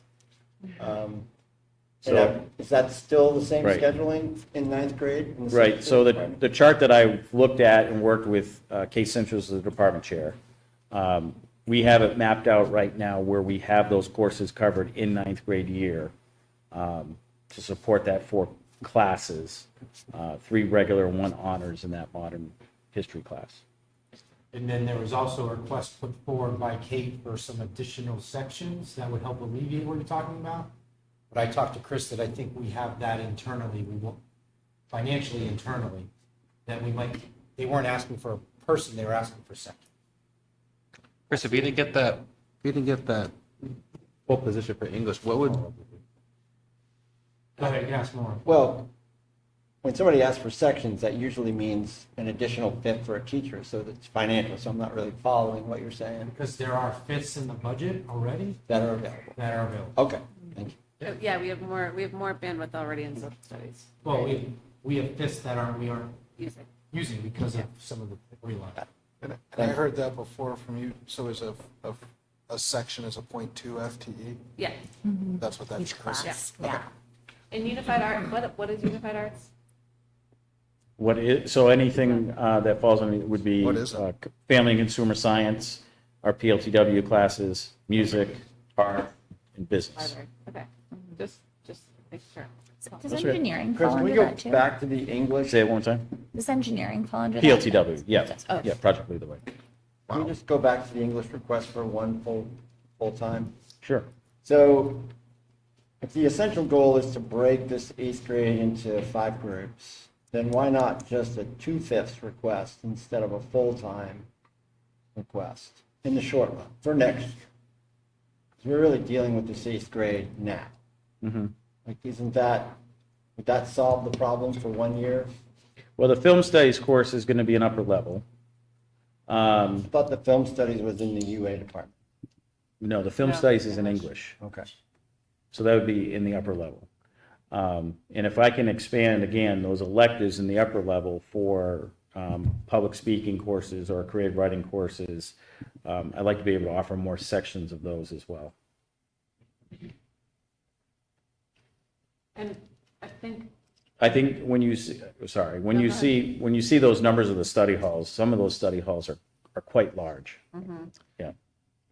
Larger than we've seen in the past, but that's, again, because we've decreased the amount of electives. Like if you remember when you and I first started working together, I think we had 1.5 or 1.6 art teacher. We had a lot of kids taking an art course. High school was not much larger than it is now at that time. So we reduced the number of electives. We also had a full-time woodshop teacher. We don't have that now. So a lot of those students it doesn't fit their schedule, so they end up in a study. Thank you. Yeah. do we also offer any classes that are dual listed? Like when I was there, it was American Studies. We still, we don't- go ahead. Maybe I was thinking, we still Yeah, have dual but like enrollment, English and social studies. but we don't have a humanities course Oh, where they're getting English and history. right. We tried that at one point, and I can fill you in more about that later. And does like a cross-listed teacher for English and social studies exist in the world anymore? You mean a dual certified teacher? Yes, that's the word, thank you. Haven't come across one, but we haven't had to hire for one either. I haven't put that I out was there. thinking about if you can, Yeah. Oh, that'd be the, I mean, that's what we do in world language, right? So right. It's probably like a mythical unicorn, like trotting around out there, but Well, I don't know, I mean, maybe you find it if you advertise for just a humanities teacher. or maybe a retired teacher who's certified in social studies that only wants to teach one section or two. Also happens to be a retired doctor. Who's, yeah, conveniently not attention You're excellent. communicating. He's talking about you. Yeah. You're getting a job. I Welcome said back. maybe there's a retired social studies teacher that only wants to teach one section or two and would stay under the He's retirement. not gonna make eye contact with you. Yeah. He's making more notes now on that budget sheet that he's going to give you. I don't know if you want to read those notes next. And then for unified arts, is it, do you care about what type of unified arts it is? If it's a like wood shop or? Do I care about where, so that's what I'm still looking at and Okay, developing. figuring out what the best. Right. Great. I don't have a preference. Yeah. But I know that I want to expand those offerings. Okay. I have some ideas Yeah. based off of prior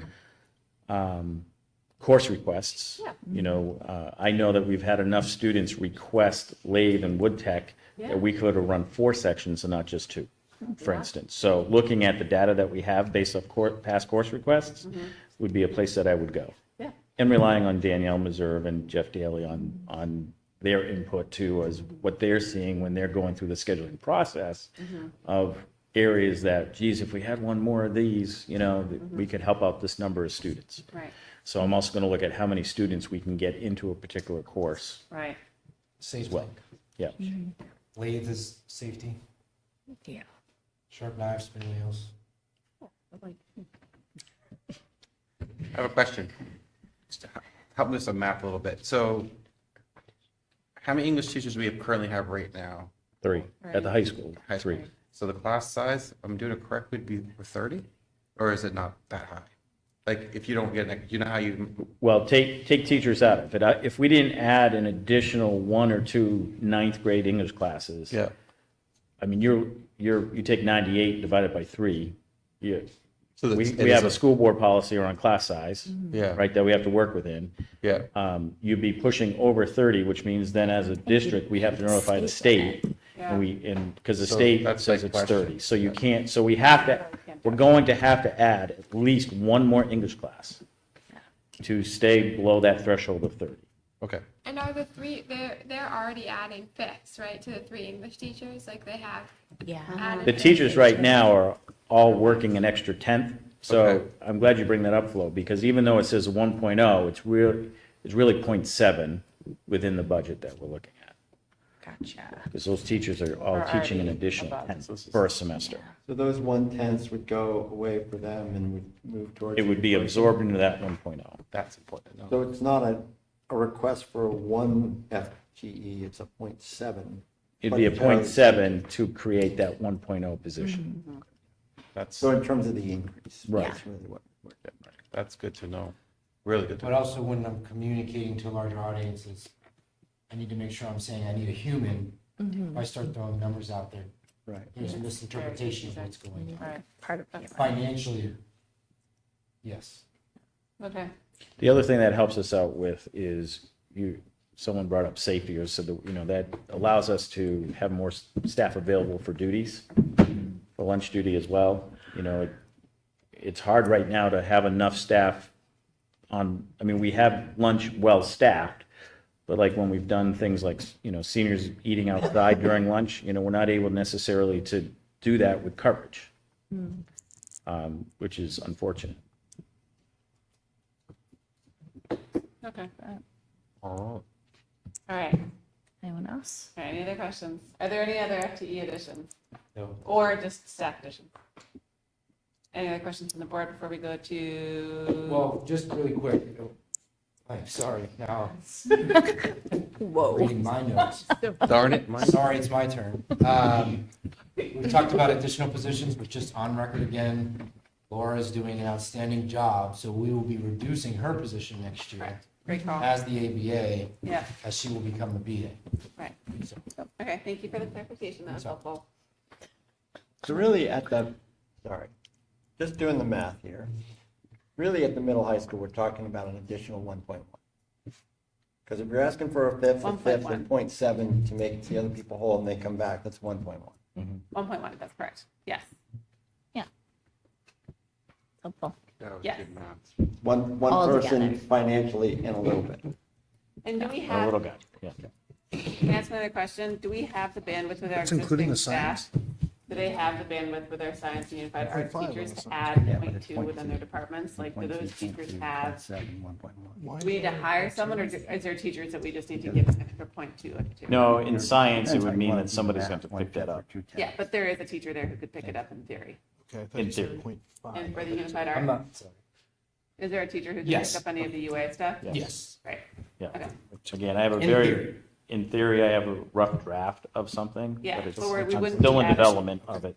We wouldn't be adding benefits for those positions, it would just be a salary addition of point. Correct. Great.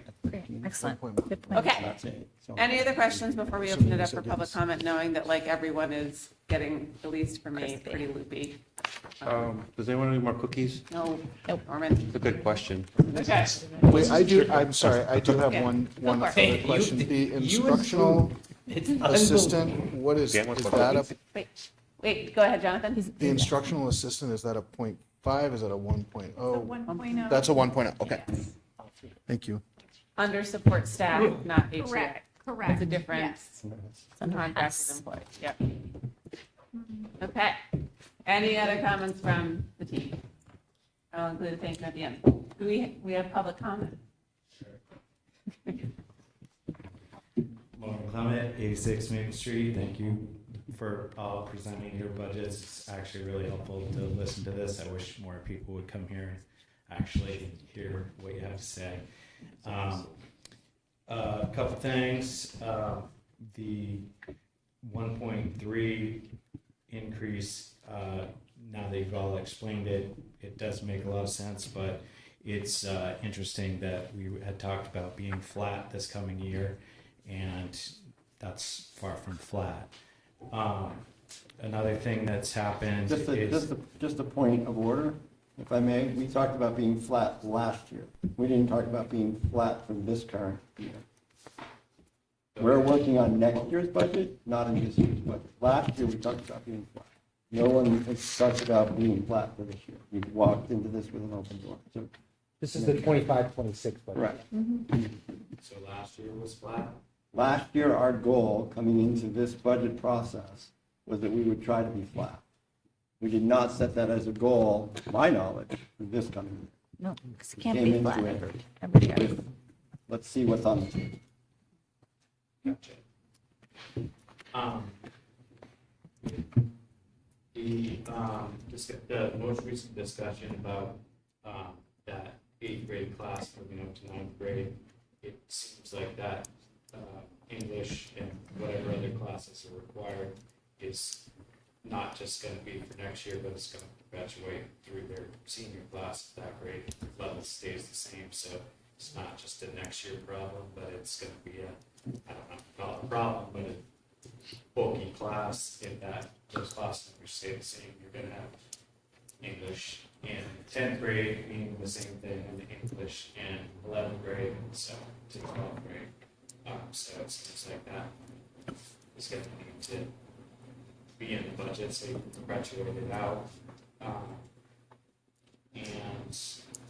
guess the only other thing is it's just seems interesting that we're looking at adding potentially 4 new positions, which also there's definitely a need, but our beginning of year number has dropped 11. I don't know if that's changed higher or lower, but it is interesting that now we need more staff to accommodate less students. And I'm not saying that some of those needs weren't still there in the past, but it's just interesting. And then I guess one other question, I think I've asked this before, and I don't know that it's Q&A, but something for discussion. as the special ed line increases, I think that was approximately $1 million. Is it possible that there's also a chunk of revenue that comes back? Because if you're making that large of a leap, I would assume some aspects of that are backfilled to Medicaid. So, those are my comments. Wish. Okay. This has been a wonderful and highly important meeting. Thank you all for spending your evening with us. It's great to spend time with everyone all together. It's a long meeting, but we really appreciate your time, preparation, insight. Thank you, everybody. Thank you. Alrighty. Hold on,